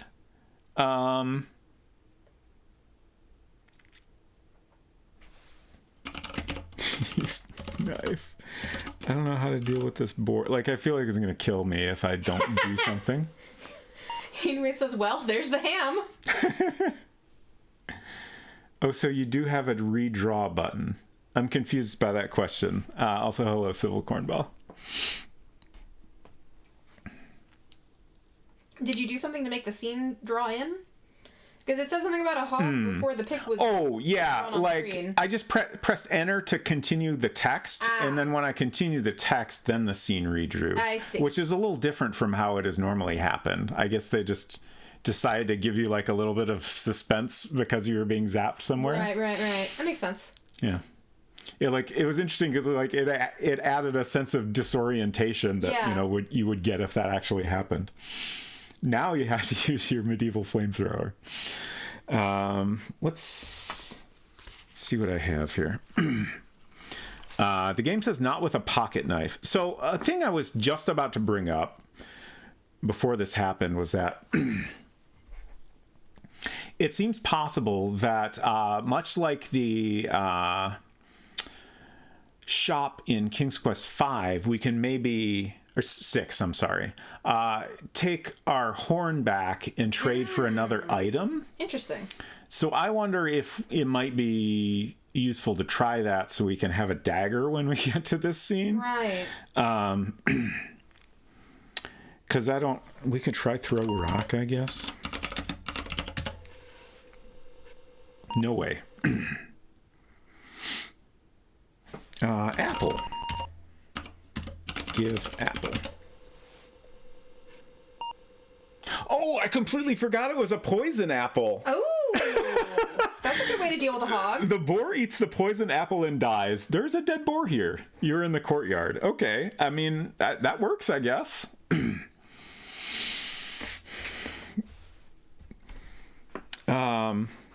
Like, I do... Ever since the lion, I worry that at any given time, if I'm actually doing the right solution. Also, there's an X on like the neck of the boar that I assume is new. Which extra makes me wonder if stabbing it with the dagger is the correct way to kill it. Oh. You didn't even try to talk to it. That's true. I mean, the game described it as angry, so I guess I immediately went on the defensive, but I suppose I should have tried to talk to it. I don't know where I am, so I'm not gonna draw anything yet until we get back to a familiar room.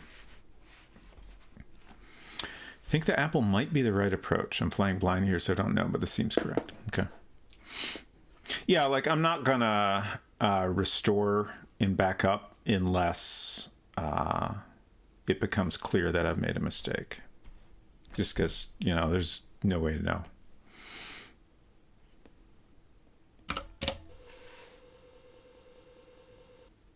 Kitchen? There's an old-fashioned kitchen. There's a doorway to the east and one to the south. Fill flask. Can we fill the flask in the sink? Oh. You hear a wicked laugh and are suddenly zapped to ... You are in a small empty room. There's a passage behind you. So, when we first got zapped, I assumed it was in response to sitting on the throne, but now I'm wondering if this is just a thing that happens periodically, no matter what actions we take. Harlan is having much fun at your expense, indeed. Would like to point out you've been live for It's 6 already? 2 hours, yeah. How the hell did that happen? So you should perhaps take a break. Okay. There's a passage behind you. It doesn't mention this door. Open door. You were being punched from scene to scene by Ghost Pirate Liftup. This door is locked. Okay. Oh. Oh no. You're in a maze of passageways. Passages go east and west. Twisty little passages all alike. Mm-hmm. Classic. All right. I'm going to take a break, and we'll come back and try to deal with this maze.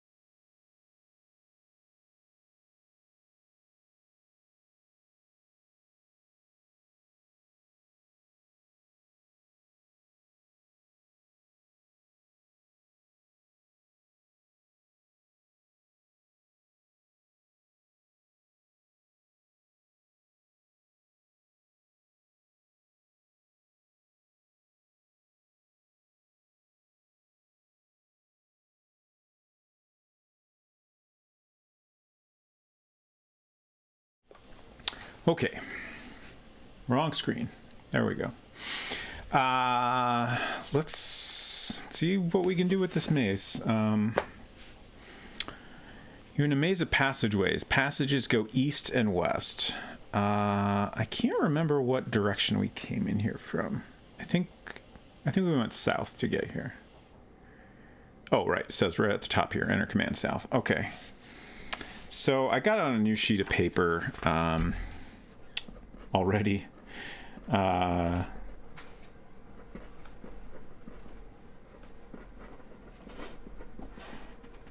I have no idea how big this maze is going to be and where it's going to connect to the rest of the castle we started drawing, so I feel like it's safer to just start with a blank page. I feel like I'm going to sneeze any moment, so I'm going to hang out in the hallway until that happens. Okay. So I'm just going to start... I'll start slightly above center since we came from the north.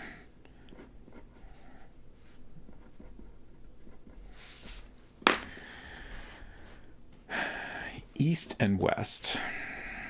So I'm going to draw lines coming off, and we'll try going west. Hallway, aka the sneezing chamber. Exactly. Okay, so this is kind of what I expected.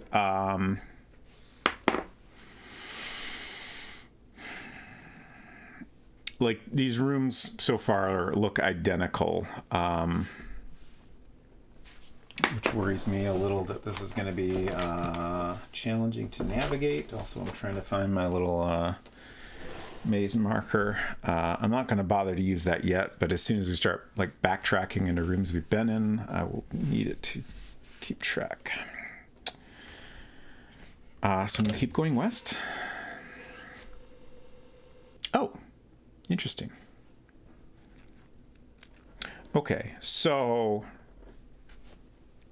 I thought the previous art was just trying to, give us an extremely nondescript room, but I guess it was actually just like a straight line because, we were in a straight hallway that just went east and west.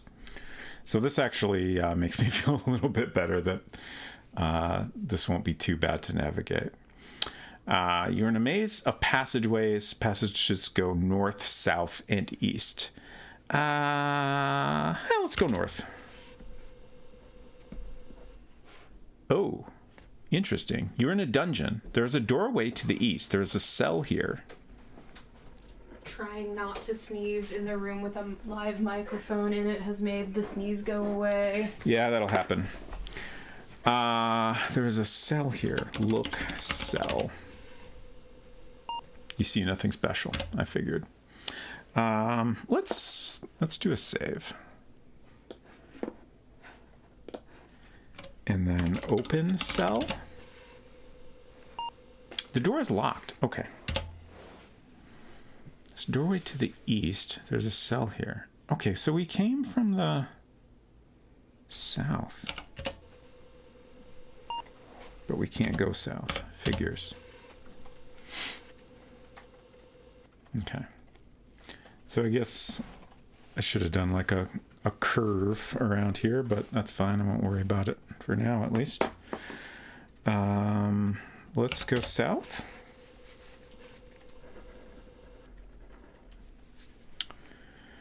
You're in a maze of passageways. Passages go east, west, north, and south. So we got all directions available to us. We'll go west.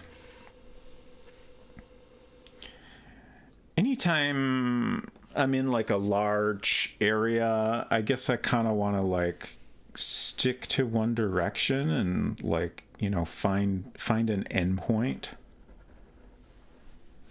So I'm going to keep going mostly west.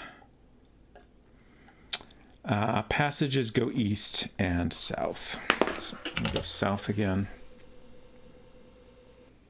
It kind of feels like maybe there's not much north of where we came in. Passages go north and west. Okay.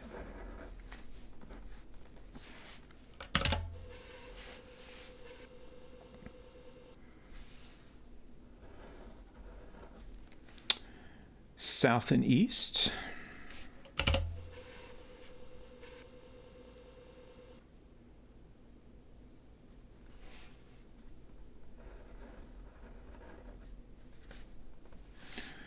I was just looking at that Mary's map emote. I'm kind of surprised that I haven't done some sort of map emote yet. I mean, you don't need to. Mary already has one. True. So we got north and west. We're just doing a lot of zigzagging here.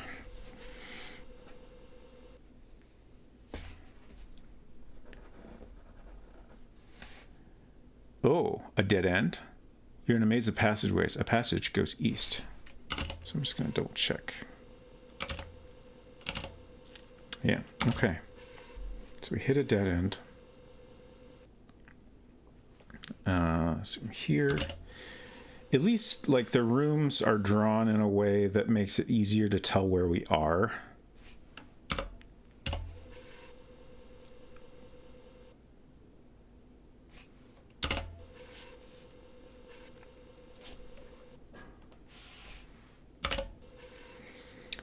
So now I'm going to go south here and see where that gets us. Curious how big this maze is. Will I need another sheet of paper, for example? North and east. Gotta head out for now. Don't get lost. I will do my best, Culinary. Thanks for hanging out, and we'll see you around. Oh, you were in a maze of passageways. It doesn't even tell me where I can go to get out. But I assume back west? Yes, okay. Another dead end.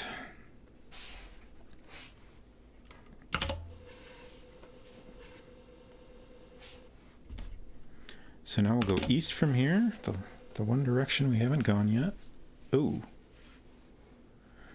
Passages go west and south. Which, unfortunately, I guess I gotta kind of go around this room here.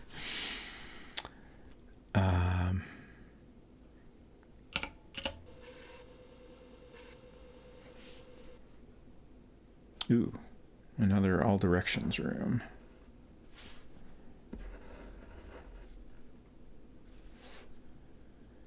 North, south, east, west.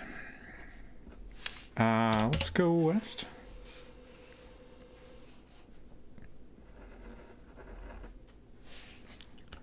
East and south.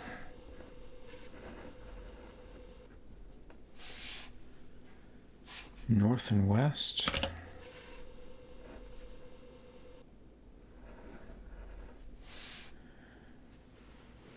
North and east, okay. Okay, this is a dead end.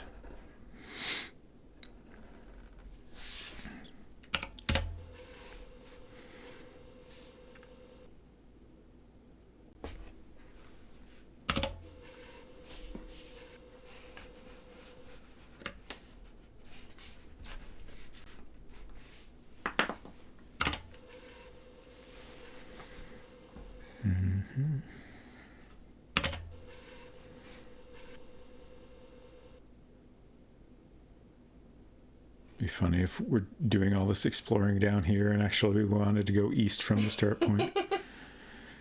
I guess I'll go south. Do that. North and west. East, west, south. Uh-oh, I'm getting towards the bottom of my paper. Do west first.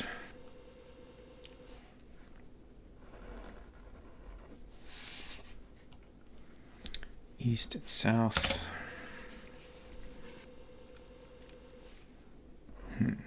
Interesting. Passages go north, east, and west. So I'm curious if we go east, if we're going to connect to, like, does this match up or not? So let's find that out. Does not. Okay. I guess I'll draw that. So let's go back this way. Hedenwaith says, in the Book of Adventure Games by Kim Shuet, it shows a map of this castle. It's a decent-sized place. Definitely good that you're drawing a map. Interesting. I have to look that up.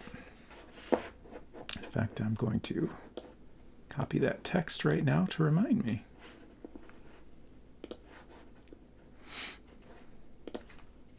It's always fun to like draw a map as you're playing and then like compare that with like a nicely drawn map drawn by someone that already knows all the different ways you can go. Like, I could draw this a lot more cleanly now that I know how that works and stuff. According to that book, this game originally cost $32.95. Yeah, I think the price was actually on it was like printed on the cover art on a couple of different versions of it that we showed in the first stream.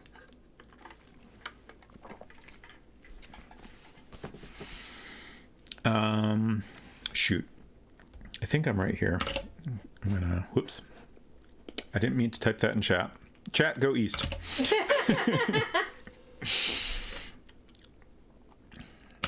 Okay. So we can go north from here. Yeah, I figured we'd be hitting a dead end soon. Okay, so now I'm going to go back and see where this goes. Since it kind of runs into a different room that doesn't actually connect to it.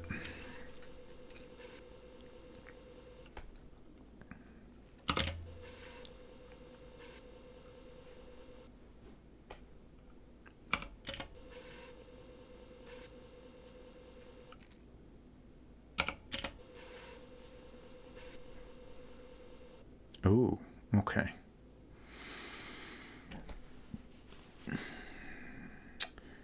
So I'm gonna do another one of these. I hope we don't go further south from here, but we're gonna. Oh well. And then we can go west from here.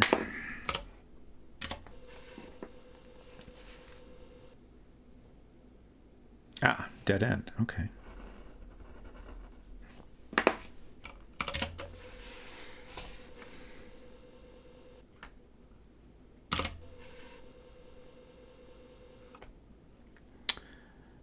Let's see. So we've got these 2 points here we haven't explored, but we might as well check out this while we're down here. So we want to go west, south,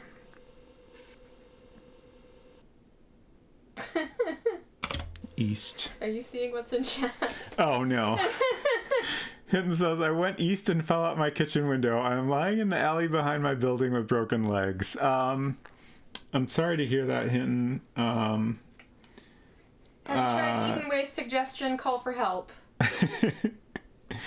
I don't think the parser will understand that because it's 3 words. Try call help. We're going to go east again. Would you like a potato? Am I where I think I am? Or did I get lost again?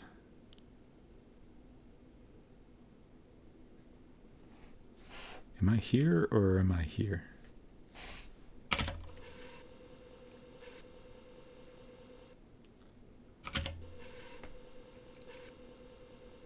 Okay, just checking.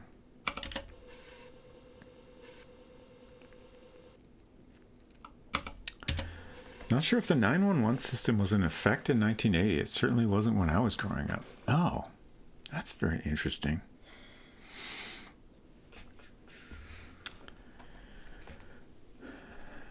Honestly, I don't...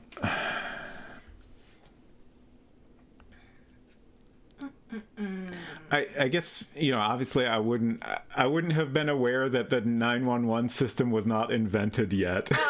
But I don't remember a time when it was like this is a new thing. Like, I have some amount of offhand knowledge about this.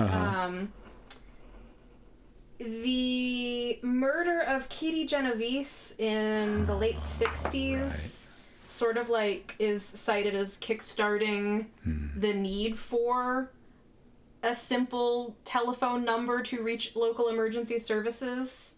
I am looking now to determine when exactly it was a thing. It's possible it might not have been fully rolled out nationwide in like the 70s or 80s. Right. This Wikipedia article is too dense.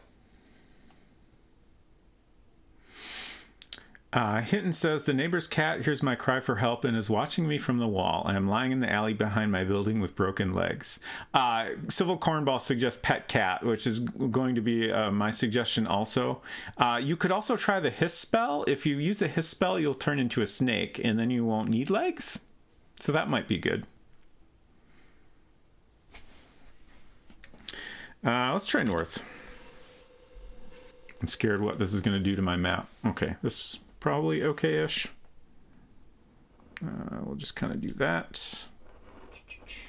AT&T made its first implementation in Huntington, Indiana on March 1st, 1968. However, the rollout of 911 service took many years. For example, although the city of Chicago, Illinois had access to 911 service as early as 1976, the Illinois Commerce Commission did not authorize telephone service provider Illinois Bell to offer 911 to the Chicago suburbs until 1981.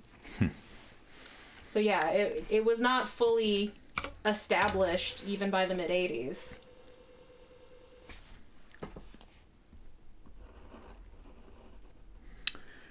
Okay, now we just have north. Hinton says, hiss, I turn into a snake and try to pet the cat, but I no longer have hands. The cat is silently judging me. I'm lying in the alley behind my building. Oh no, that didn't go as planned. Wow, even as of March of this year, 2022, only 98.9% of the U.S. population has access to 911. What percentage? 98.9. So, like, a lot, but not 100. Sure. It was only 93% by 2000. 50% by 1987.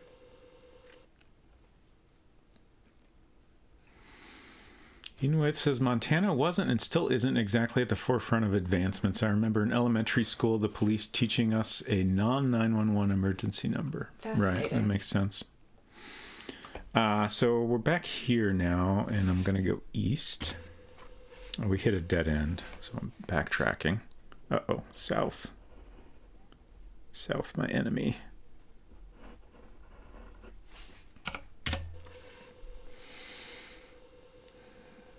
Oh! You're at the entry hall of the castle. There are doorways to the north, west, and south behind you. We made it out.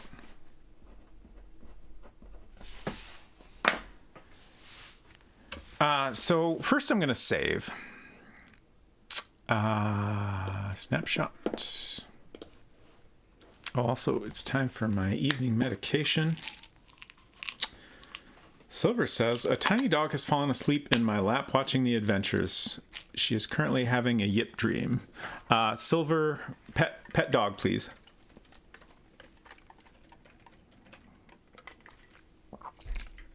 Hinton, I don't know what to do about your adventure. What do snakes like to eat?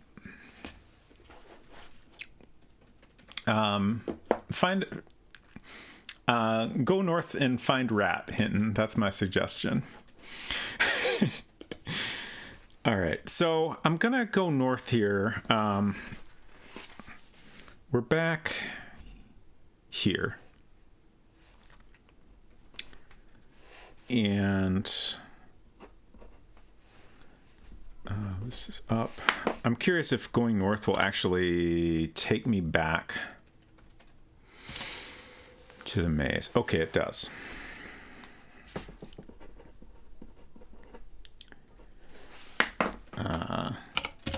So that's good to know. Because we left a couple areas unexplored. Also, I can't help but think in the dungeon, there was a cell that was locked. Is the princess in there, maybe? Like, you would think we could see what was in the cell, but I think I looked at it and didn't get any description.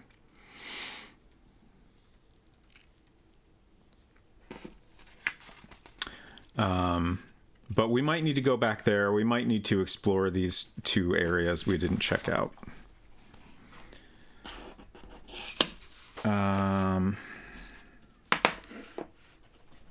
See, I just did a save, so let's go back to the throne room. Oh, there's a passage north of here. There are doorways to the... Oh, that was the previous room. There are doorways to the north, east, and west. Okay. So I'm going to go back to the throne room.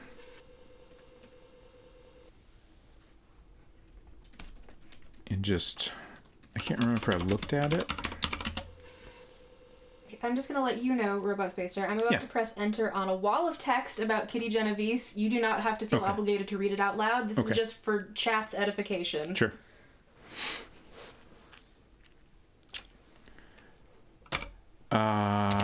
East.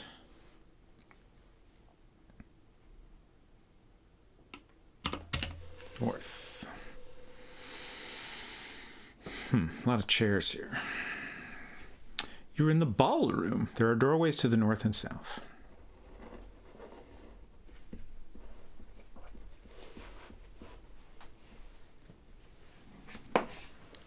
Take chair. Oh, no. You hear a wicked laugh and are suddenly zapped to a cell in the dungeon. Oh, we're in the cell now. Oh, no.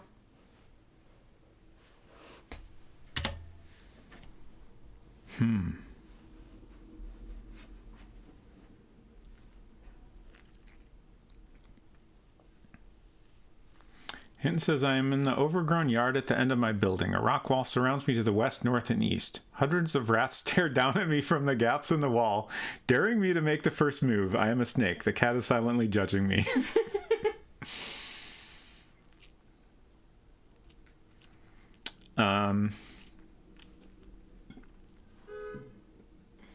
Honk, honk. Hinton, I think you should go for it. Kill rat. Hundreds of rats? There's not just one. I think if he attacks one, the rest will get the message and send a message. book it. I see.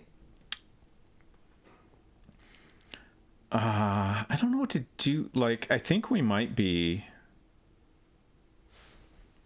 open door. The door is locked. You're in a cell in a dungeon.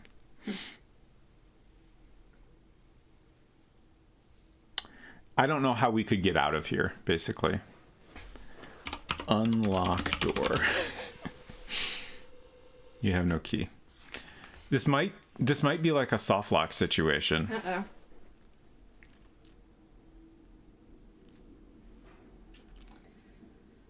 I'm afraid, Civil Cornball, I'm afraid you'll have to be a little bit more specific, because I don't recognize any particular webcomic when I look at this screen.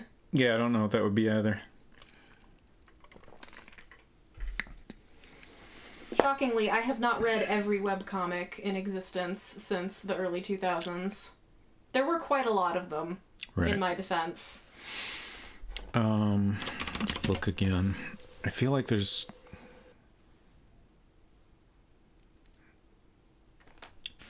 Oh, what if I do my hiss spell? We could become Snake. Then I can fit through the bars, right? North?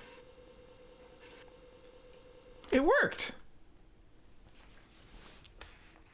All problems are solved by Become Snake. Okay, so now we're back in the maze.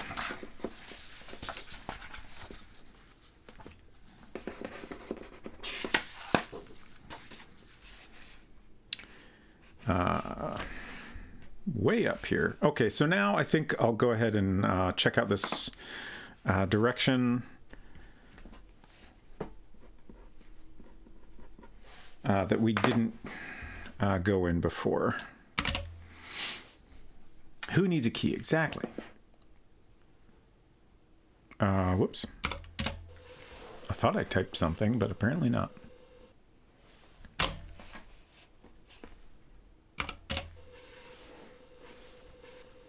You've changed back into yourself again.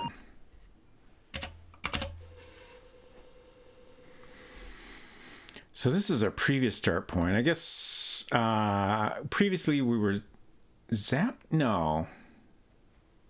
We came here from somewhere else. But I wasn't mapping because I didn't know how that connected to anything else, so I can't remember exactly where that was. Anyways, this is where we got in previously. Interesting. Oh, right. I remember. This room is where we came in. So maybe we came in through that door and it like locked behind us? Is that how that worked? It's also possible I was zapped in here and I've just forgotten that. In a small empty room, there's a passage behind you.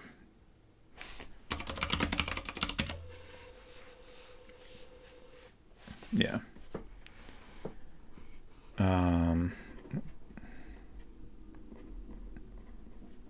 So that's more where we came in. Okay. And then I think we go south to leave. So next I'm going to go down to this passage we didn't check out. I'm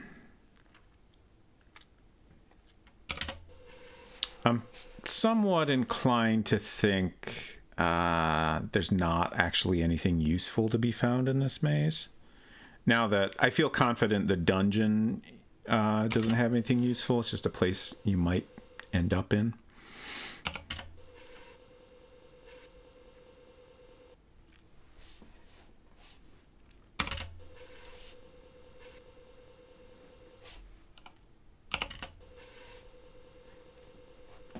Okay, so now we'll go east.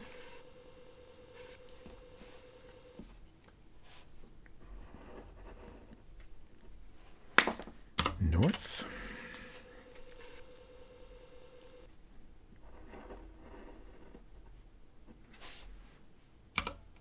East. And a dead end. Okay, that's it. We mapped the whole maze. Nice. So now we just got to go back out. Oh no. Hinton says, I lunge at the nearest rat, but before I can close my mouth, more rats flow in beneath me and lift me up above their heads. Squeaking in triumph, the rats carry me into a hole in the wall down in the tunnels beneath my building. I am plunged into darkness, but mercifully the rats recede. The ground beneath me is crunchy. A cool S has been painted on the wall in glow-in-the-dark paint. The cat is silently judging me.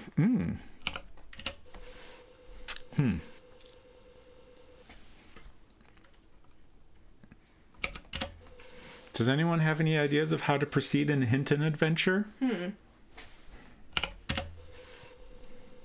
Judge the cat. Oh. Interesting idea.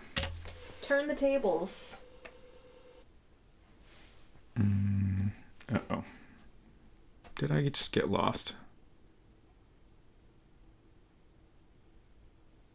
Wait, did I end up here? Let's find out.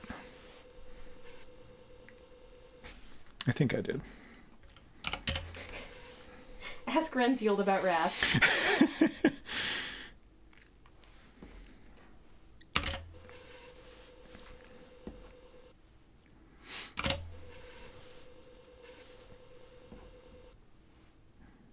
This reminds me a lot of the maze in King's Quest V.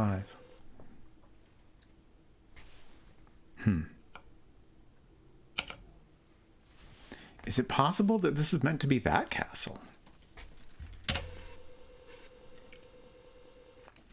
Seems possible.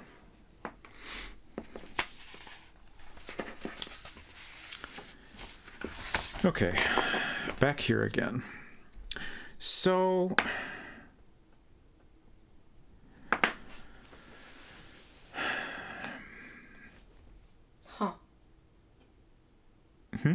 Sorry, I'm still watching this Nicki concert, and there was a little short movie that I didn't fully understand about a little baby version of Nicki, and then she traversed through a fantastical space and then eventually came to a room where an old woman was making a flower crown, and then she cried and hugged the old woman, and then the old woman kind of dissipated into stardust, and at the end it said Nikki and the God of Dreams. They're making a movie? Oh. They're literally launching a Nikki extended universe. Wild. Hinton says, I judge the cat. It's not very effective. I feel like we need to do something with the cool S in Hinton Adventure. Yeah, I think you're right. Admire cool S.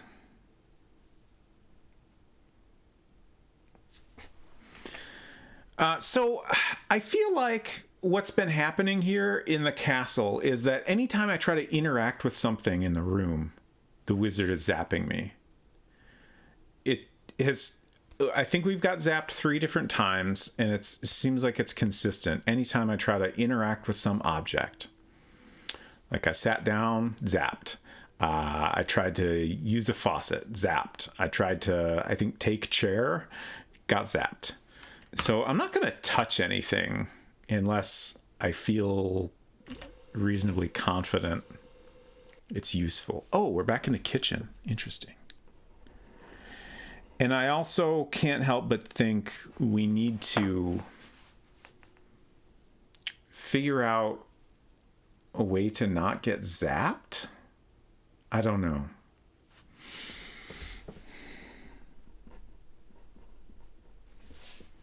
There's kitchen.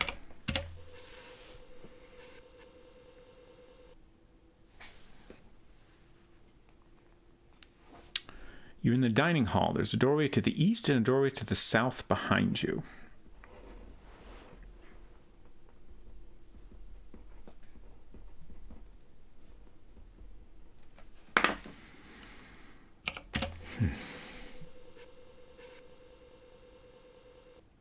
Oh, and now we're back here. Oh. Okay. The X didn't draw until the end, so I was like, did the boar become alive again? But no, it is dead. Courtyard. Okay, so we still haven't gone up from the entrance.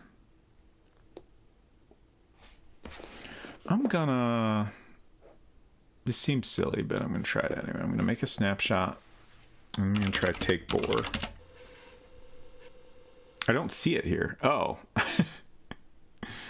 I mean, I guess that makes sense. It's probably not gonna understand take dead boar. Don't know how to take a dead. Fair. I wouldn't either.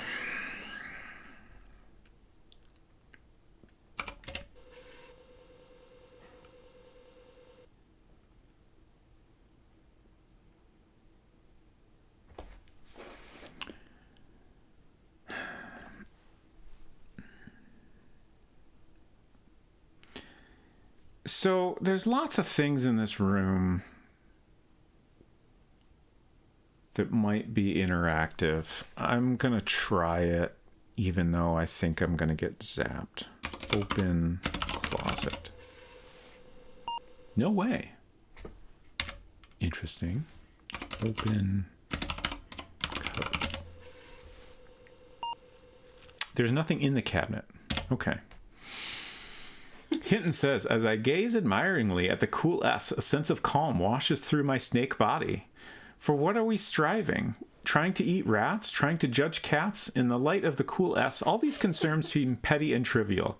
I begin moving slowly towards the cool S to better bathe in its glory. In the dark, I do not see that I have clicked 1 pixel over from the edge of a step. I plunge to my death. Thanks for playing Knifey Snakey. That was a wonderful game, Hinton. Thank you for sharing it with us. I hope we can do better next time. Also, I'm sorry you've died.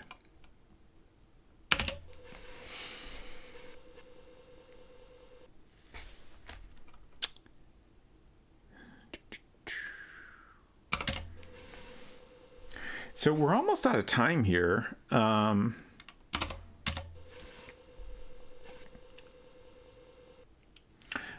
I'm worried we're very close to the end of the game. Just because, you know, we're in the castle. I'm pretty sure this is like the end of the game. But I also don't know how much is left or how much it might take me to get through it. So I've got lots of space here. I'm gonna do my best to find a good spot to continue this map. Down. You're in an east-west hallway. Okay. Let's try east.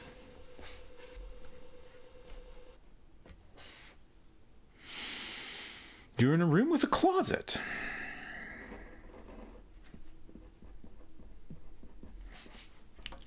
Open closet. Am I going to get zapped? No.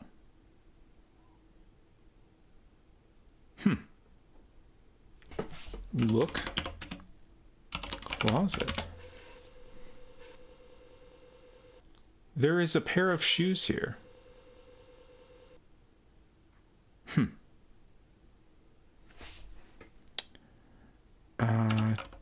Take shoes.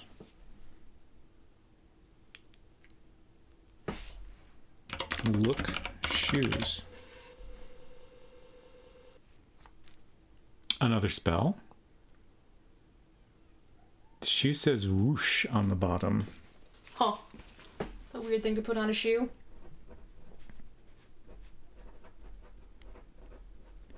So, I feel like this is another spell. I feel like we need to put on the shoes and then use the whoosh spell. I don't know what that will accomplish. My best guess is either like it transports us somewhere or maybe like lets us walk on air briefly or something like that. I'm going to save. And then wear shoes. Okay. And I guess I'll go ahead and try whoosh. See what happens.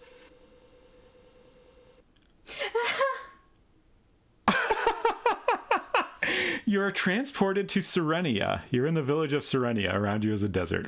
Okay, so maybe that's like comparable to the home amulet in King's Quest 2. Maybe something we want to use at the very end. What's so hilarious back there? I believe the Nikki concert is coming to a close, and all of a sudden the orchestra conductor has been transformed into a little mascot bird creature. I believe they're called Gifties. They do the score judging in Love, Nikki, and then also there's a person dressed as Momo being... Oh my god, it's DJ Momo! This is amazing. Look at this beautiful frog. That is a very beautiful frog.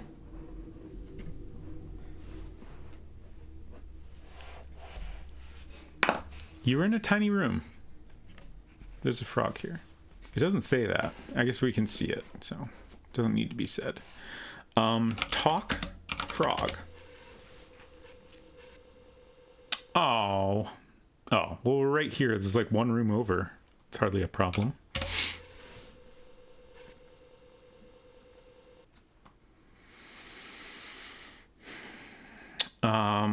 Let's just look at the frog. Now what? Oh, we got zapped again. Is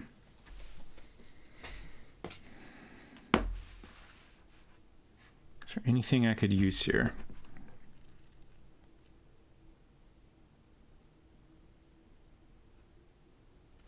All right, we don't have the apple anymore.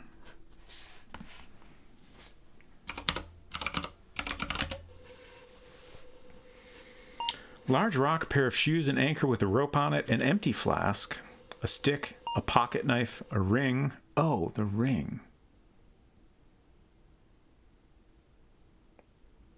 We haven't found a use for that, but it also doesn't make sense in this scenario. But it might be worth trying. A locket, an empty vial, a shovel, a horn.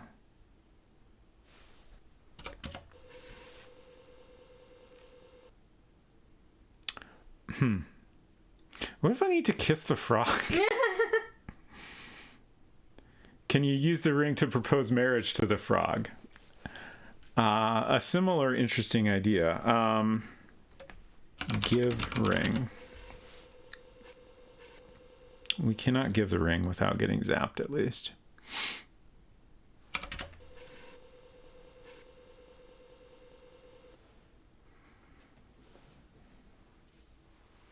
Let's try rubbing the ring. Oh, even that.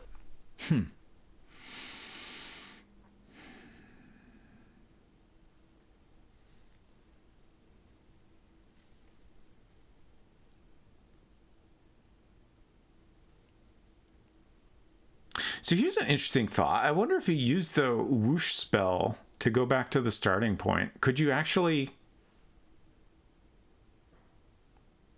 make your way back here again? And is it possible that that's necessary for any reason? That'd be kind of wild, but also, I mean, maybe.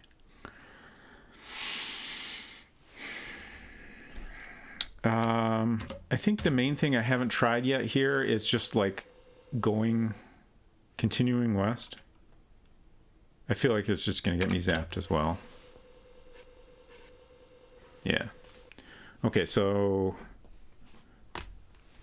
either I need to find a way to stop getting zapped, or I need to, like, maybe there's one action I can do without getting zapped in there. I guess I still didn't try Kiss Frog, did I?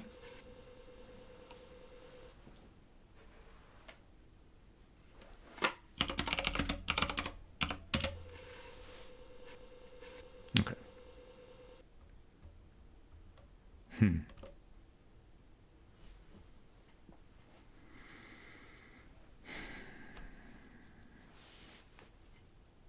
What were the other items? There was a jug of wine, a frying pan, a dagger, the horn which we took, and then what was the fifth thing?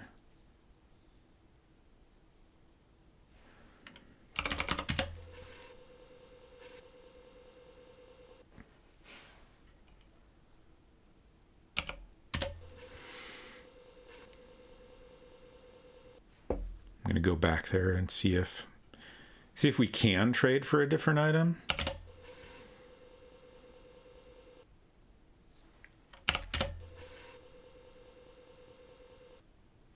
I guess I don't know where I am right now. Okay, we just need to go south one more time. Oh. Is he gone?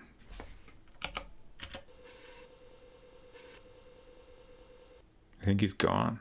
Interesting. Who's gone? The peddler. Oh.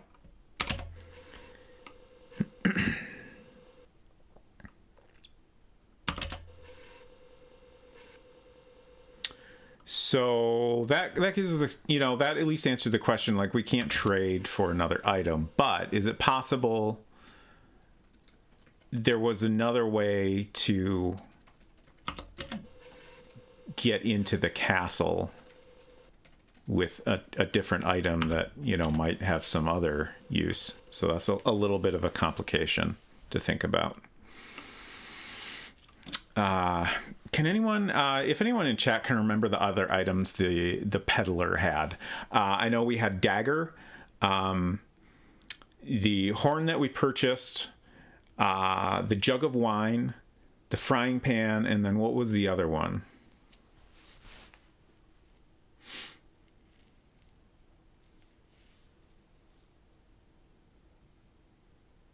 The spray bottle was what turned out to be a jug of wine.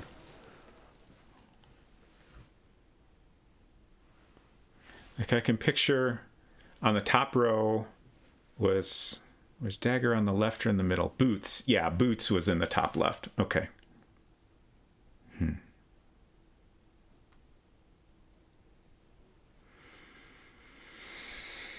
Okay.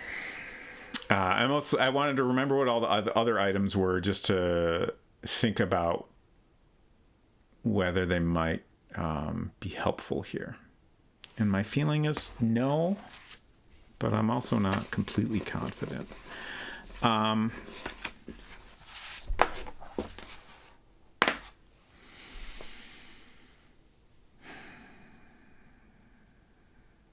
gonna take a quick bathroom break. I'm not gonna go too much longer, but like I said, I'm worried like I'm like right at the end here, and I don't want to like start stream next week and finish in 5 minutes.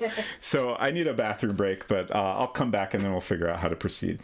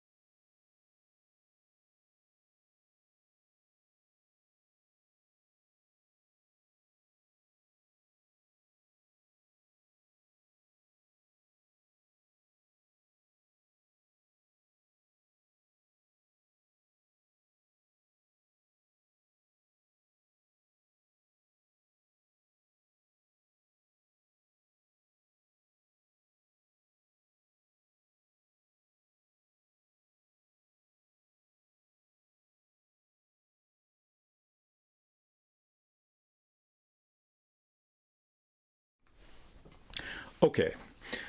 So I scrolled through a walkthrough just to like kind of try to figure out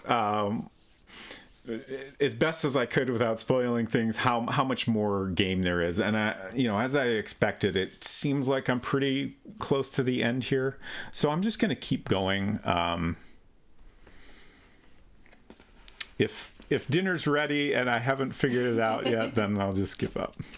But hopefully we can figure this out in time.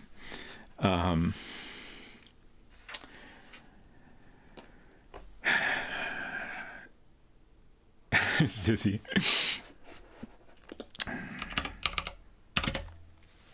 I don't know how to zizzy something. What does that mean? So it's a magic word in Adventure, Colossal Cave Adventure, Okay. etc. I don't, because I haven't played any version of that game. I don't know that much about it. It like kind of became a thing and is like recognized command in a lot of other things. Like for example, in Zork, you can type it and I can't remember exactly what happens. And a lot of things like it'll recognize it, but it'll just say nothing happens. Like there's a bunch of like not just games, like even like, you know, yeah, I don't know, like command line tools or stuff like that will respond to it in some way. Fascinating. Yeah. Okay, Nikki over. Time to go food. So, I should admit that I did my best to avoid spoilers, but I did see mention of rubbing the ring. So I know that's something we need to do. I don't know in what context we need to do that, but I mean, that's kind of, I knew that already, right? You know, it's a magic item we found that we haven't had a use for yet. So I don't feel like that was much of a spoiler. I don't even know if that's like the next thing we do.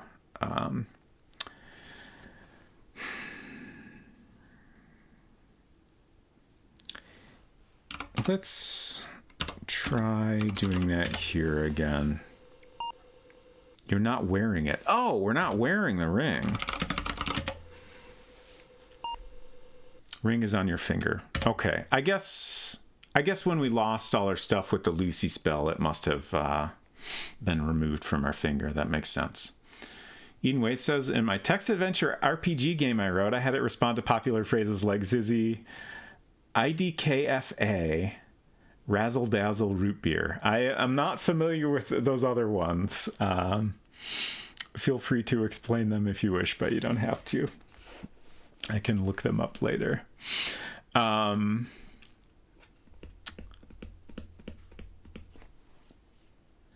That reminds me. Also, I'm going to stream Zork at some time, so if you know anything about this, don't tell me.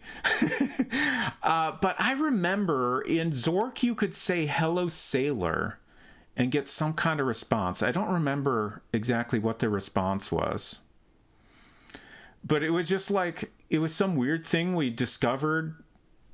Like, I have no idea how, but then it was like, it was one of many things that vexed me about that game for a long time. And I can't remember if I ever found any like reason for that. IDKFA was a cheat code from Zoom. Okay, Razzle Dazzle Root Beer is from Heroes Quest. I see.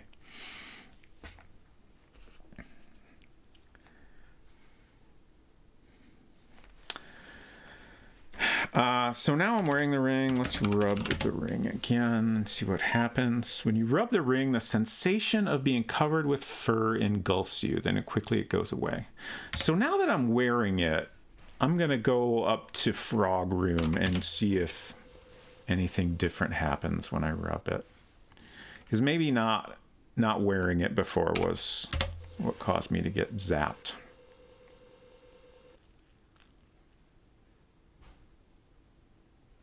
I love this screen. I'm gonna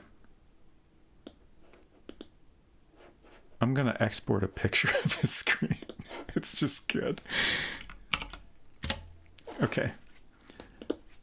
Rub ring. Yeah, still gets zapped. Okay. Propose to Frog. We tried that already. We tried to give him the ring.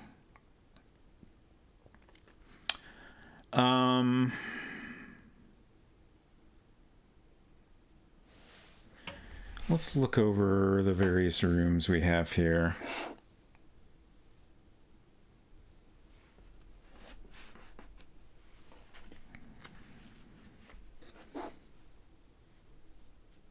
Get Frog. That's an interesting thought.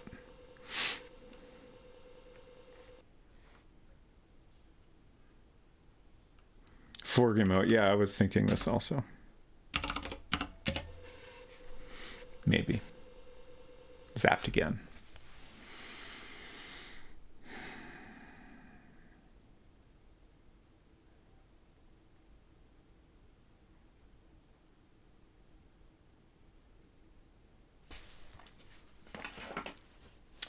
So there's not much up here. There's just the closet and then the frog room. Downstairs in the castle we have courtyard with the dead boar, dining hall, kitchen, There seemed like a bunch of stuff in, like a bunch of like things we might be able to open, look inside, etc. But you know, I tried a couple options, and it didn't really seem like that was getting me anywhere. Like it recognized open cupboard and said there was nothing in there. We have the ballroom with a bunch of chairs. We have this, I forget how the game labeled it, but it's a room with a table and chairs. The throne room.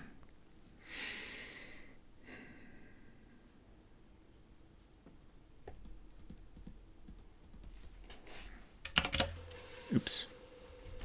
Down, not south. And then, of course, we have the whole maze area, but it really seems like we covered everything there. Almost all the rooms... Wait, where... That door. The locked door.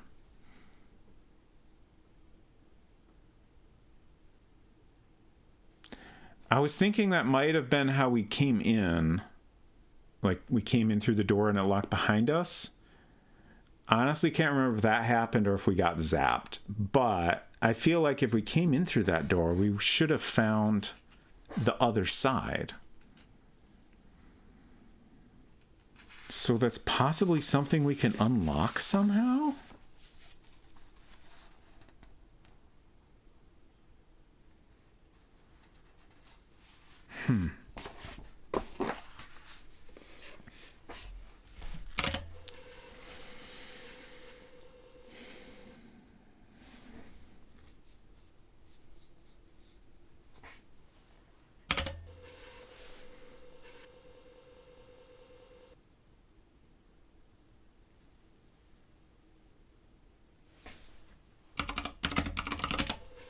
I don't know why this would be useful. I'm just trying it.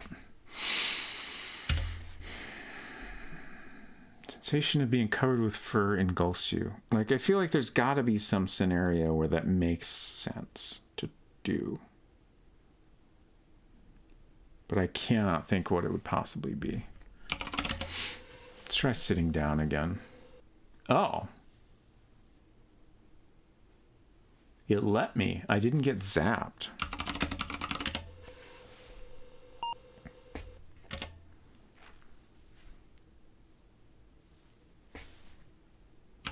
Look around. I feel like we did that already. See nothing special.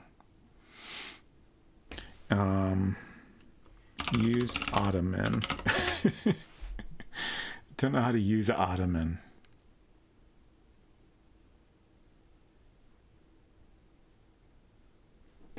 It's interesting that the game let me sit, but nothing happened.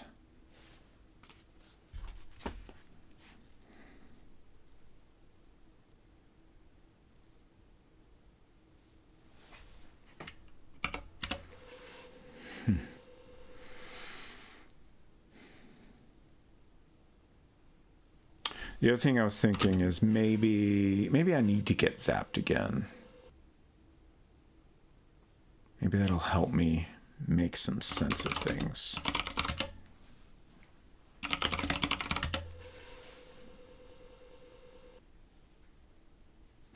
Are we just not getting zapped anymore except for in the frog room? Can't take the chair, it is too heavy. Fill flask. No way. Use sink. Don't know how to use a sink. Use faucet. Don't know how to use a faucet. Use pump. Don't know how to use a pump. Like on the right here, like this looks like a sink with a water pump kind of situation. This kitchen looks very similar to the kitchen from Mystery House. Interesting. Open oven. Open stove? No way. Look stove. You see nothing special. Look closet. Look cupboard. There's nothing in the cabinet.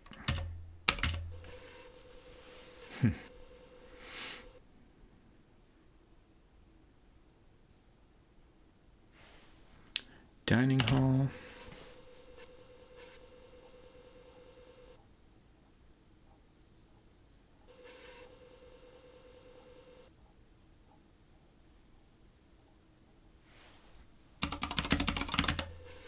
Cookboard. Cookboard. Don't know how to cook something. Oops.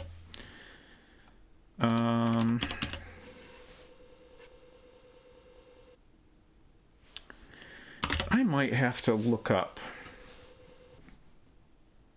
what to do in the walkthrough.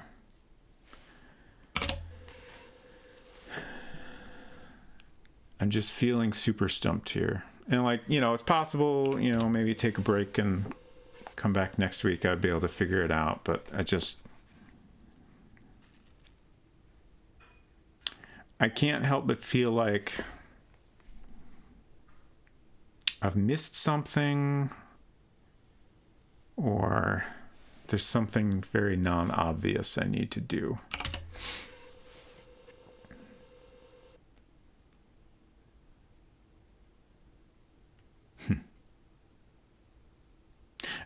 I noticed in the like upper left corner of this room, there's like a little line that got colored over in orange.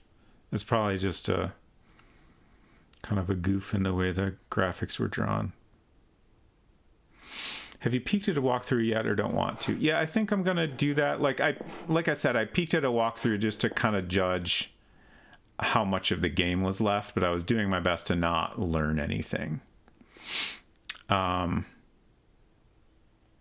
what? Okay.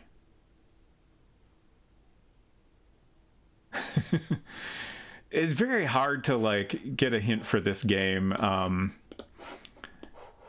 because even this walkthrough I'm looking at now is like written in a wordier way than other walkthroughs I've looked at. So like it gives you a chance to like peek just a little bit ahead and not get too much info. But even with that, it's kind of hard to just get a little bit of info. So there's something flying around and I need to rub the ring. Where is that? The castle section, it says move north, west 3 times, north, east twice. Okay, so this is going into the maze, I think. Huh. Did I somehow miss something in the maze? Yeah, Silver says there's no UHS file for this game. The heck. I'm kind of surprised by that. Almost tempted to like write one. But yeah, I've got a decent walkthrough, and this has given me some info that should help me figure the rest of this out. So yeah, okay, so this is where we start from, and then we want to go. Let me look at this on the map first. So it says north, so that would put us here. West 3 times. Move north. Yeah, this doesn't quite match up with the directions, but maybe they made a mistake. So let's just say west 3 times. 1, 2, 3. North, and then east 3 times. 1, 2, dead end. I'm so confused. But I'll try this. So the previous section, it says, move north twice to the moat, play the horn to lower the drawbridge like we did, and then move north. So I guess I'll go ahead and back out.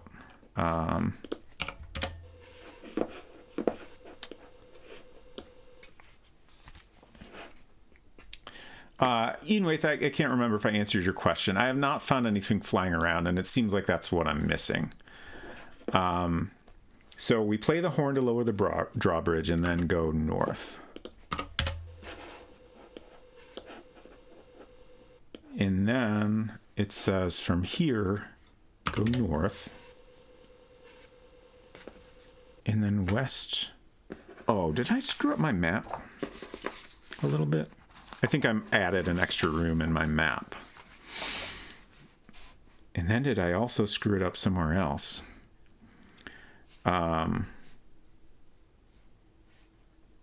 So this doesn't really exist. Like, it's on my other section of the map. So we're here now.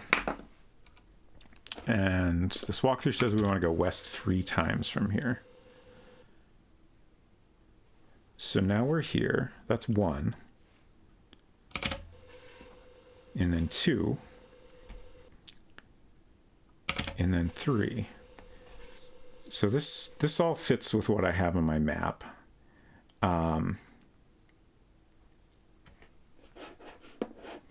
North. Okay. I missed a section on the map here, or on the walkthrough. So north once,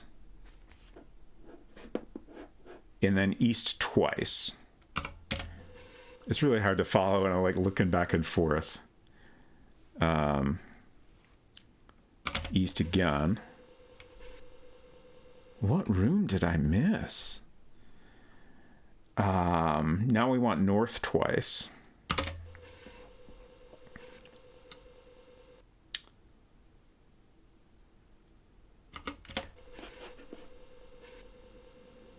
Wait. Oh, shit. Okay, I see what I missed. I have to pick the lock with my pocket knife. So we're going up here to this locked door we already knew about. I was like, I could tell that there was more information in this paragraph beyond like what I wanted to know, so I was doing my best to not read ahead, which I did it again, caused me to get more confused. What did I screw up? Oh, my mistake. Okay. We've had that pocket knife since the beginning of the game, right? I'm pretty sure.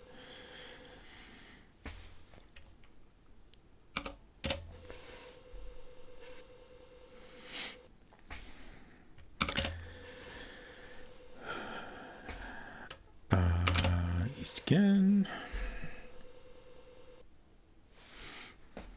Okay. Look door. See nothing special. Look knife. See nothing special. Unlock door. You have no key. Use knife. You pick the lock. I guess I was just supposed to know or guess that the wanderer would be able to pick a lock with his knife. Okay. Progress. Half of the fun is to figure out the proper phrase. Indeed. So which direction is this? East? Haha. Okay. You were in a short hallway. It looks like we can go further east and then up. Save is a good idea.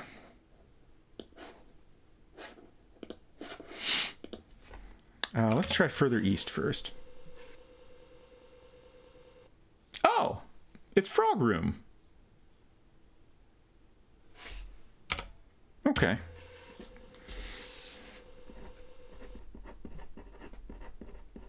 Yeah, I figured that was going to happen. We got zapped back here. Okay, so I'm glad I saved. Let's go back to that, and then we'll go up.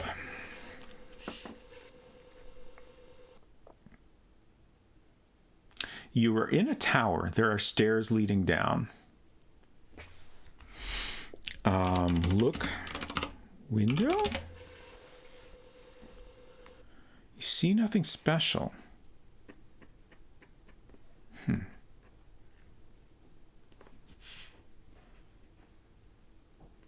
Hey, Upton.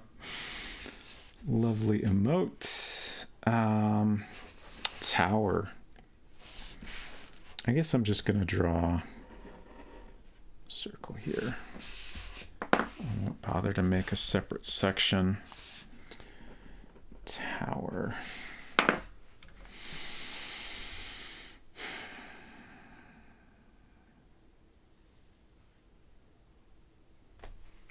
You look out the window and see a snake with broken legs being taunted by a cat in the alley below. You pretend you do not see it. I don't know what to do here.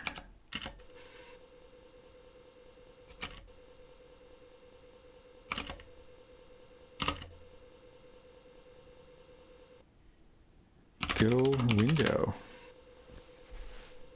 Which direction? Enter window. Which direction?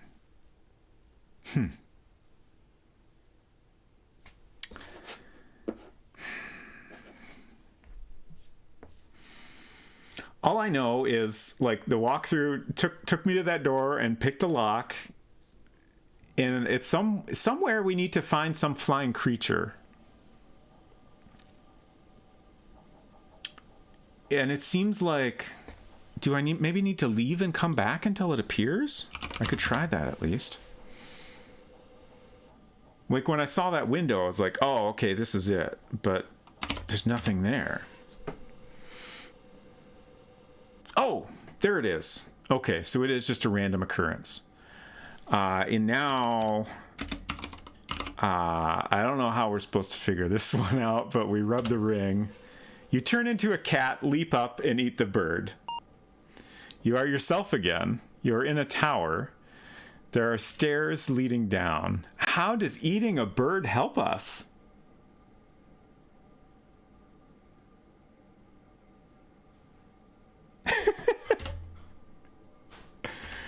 What? This game gets wild. Okay, I'm going to make another snapshot.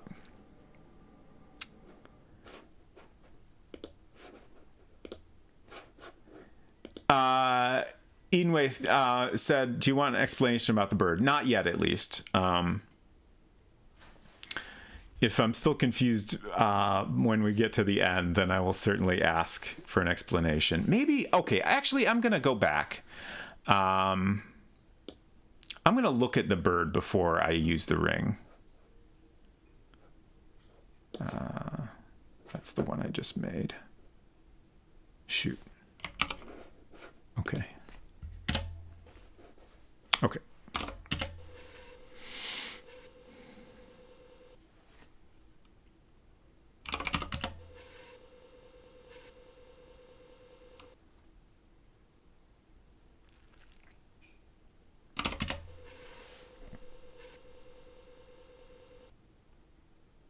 Okay. So let's look. Bird. It is very beautiful. There is a bird here. You are in a tower. Bird in a tower. All right. Well, I guess I don't need to load a snapshot. I can just do it again. Ah.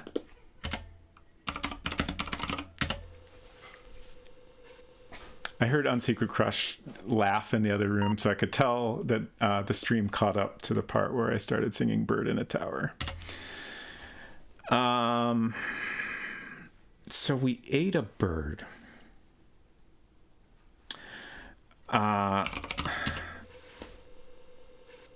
So I'm pretty sure I unintentionally saw a little bit of a head. Like, I think the walkthrough puts a lot of actions in all caps. So if you're trying not to read too far ahead, it's really easy to, like, just see some words. And I kind of think now we can go kiss the frog, but I don't understand that. And I don't know how we're supposed to figure that out. But I'm going to do it and see if it works.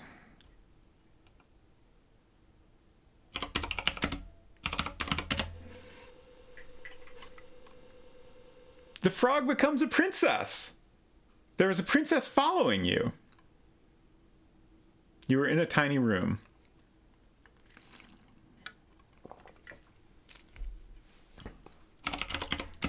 Talk Princess.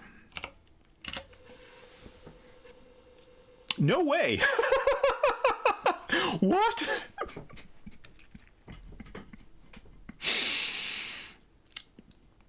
What a wild response. Also, I love that, like, she's got a lot of green coloring.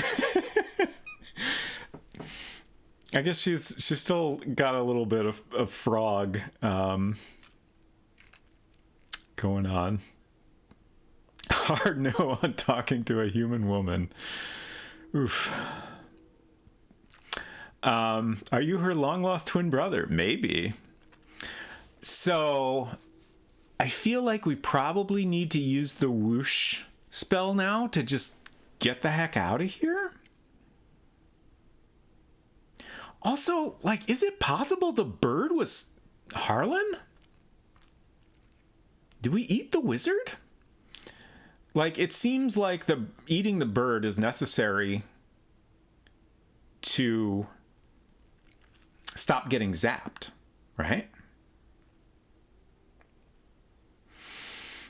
So I feel like the whoosh spell has got to be the thing to do. The question is she going to come with us? Do we need to, like, hold hands?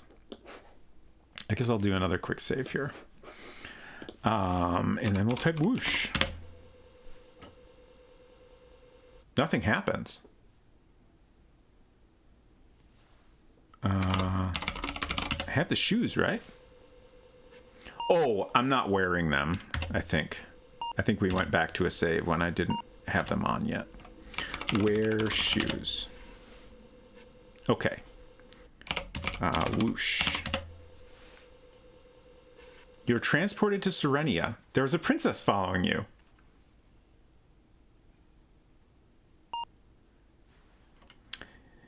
You were in the village of Serenia. Around you is a desert.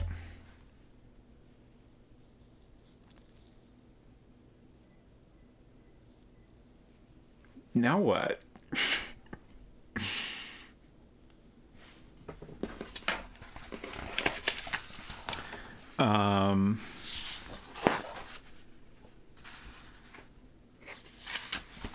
Trying to find which page of the map this is. This one. Okay.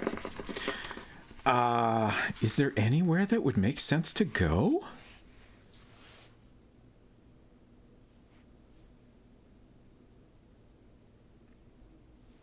Like, I didn't see any of what was written, but I could see in the walkthrough that there was something to do in the desert after we come back here. So I don't think the game's over. Like, I think there's more to do. Not a lot. But I think we're meant to do something else. And I can't think of what that would be. I don't know if maybe we just need to go in one of the buildings? Like, it didn't seem like there was ever any way to do that before. Oh! I went east. Congratulations! You have safely returned the princess to Serenia, excuse me. For this outstanding feat, you have been declared a junior master adventurer. Interesting. Is that a score, or is that just what it always says? I'm curious what happens if I press return again. Okay. Green Valley Publishing thanks you for playing the wizard and the princess. You're in the village of Serenia. We did it! Oh, perhaps it counts how many moves it took. That makes sense. Yeah, Green Valley Publishing. I don't know what that is exactly. I might have looked it up, and I can't remember if I ever found anything useful. Certainly not much. It's curious to me because my understanding is, like, you know, they went around themselves selling these games to, like, computer shops and stuff. I don't know.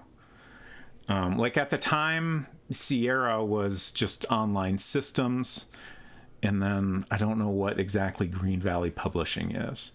I guess we did read in the little history from the Roberta Williams anthology that they also sold games from Scott, I can't remember who the other there was like another couple making adventure games, and they were also selling their games. So maybe Green Valley Publishing was like some like, you know, joint owned company, just a way to like, you know, manage the business side of things. I don't know. But we did it. We saved the princess. We ate the wizard. Okay, so Eden Waith, please explain the bird. Was that the wizard? I feel like that's the only thing that makes sense. But I'm curious. I'm curious what you know and how you obtained this knowledge, because it didn't seem like it was really in the game. Maybe I missed something though.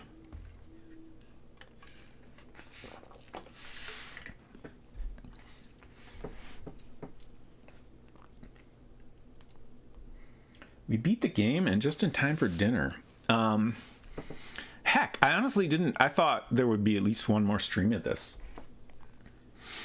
But I think next week is going to be the final game and probably the final week of my over a year-long King's Quest series. So like I've been saying, I figured we would kind of bookend things with the SCI version of King's Quest 1, which is a version I've never played before. It's like a higher resolution graphics version. So a little more in the style of like King's Quest 4. I believe it's still a text parser game. But I think there are a bunch of little tweaks to the gameplay. But since I have played it fairly recently, it probably won't take more than one stream to get through it all. I wouldn't even be surprised if it ends up being a short stream. But then that'll be it.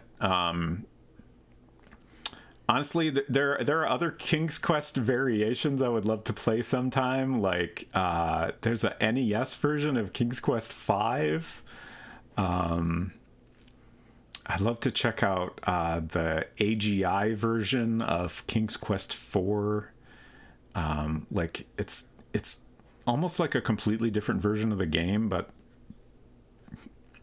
you know, in the AGI engine of that earlier games used, the lower resolution graphics. But I do not have those games, and probably harder to get a hold of. So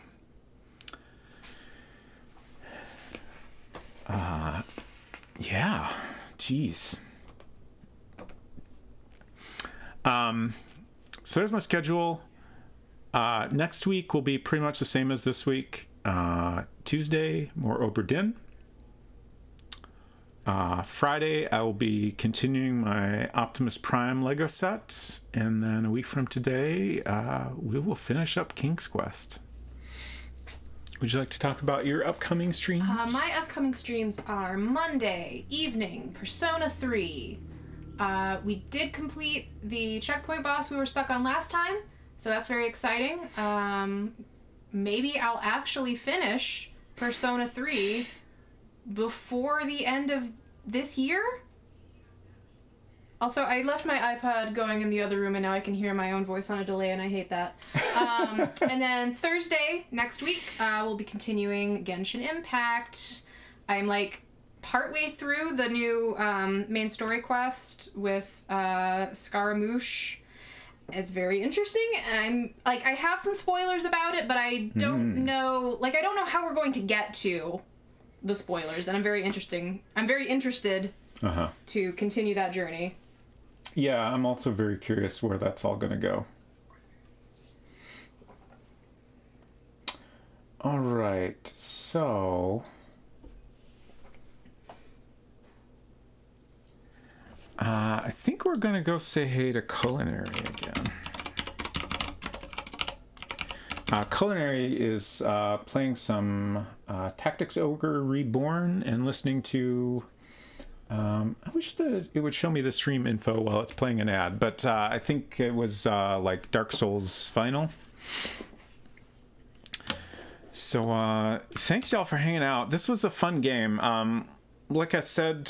at some point, there's some other Apple II games included with this anthology. Time Zone, Mystery House, I definitely want to play at some point.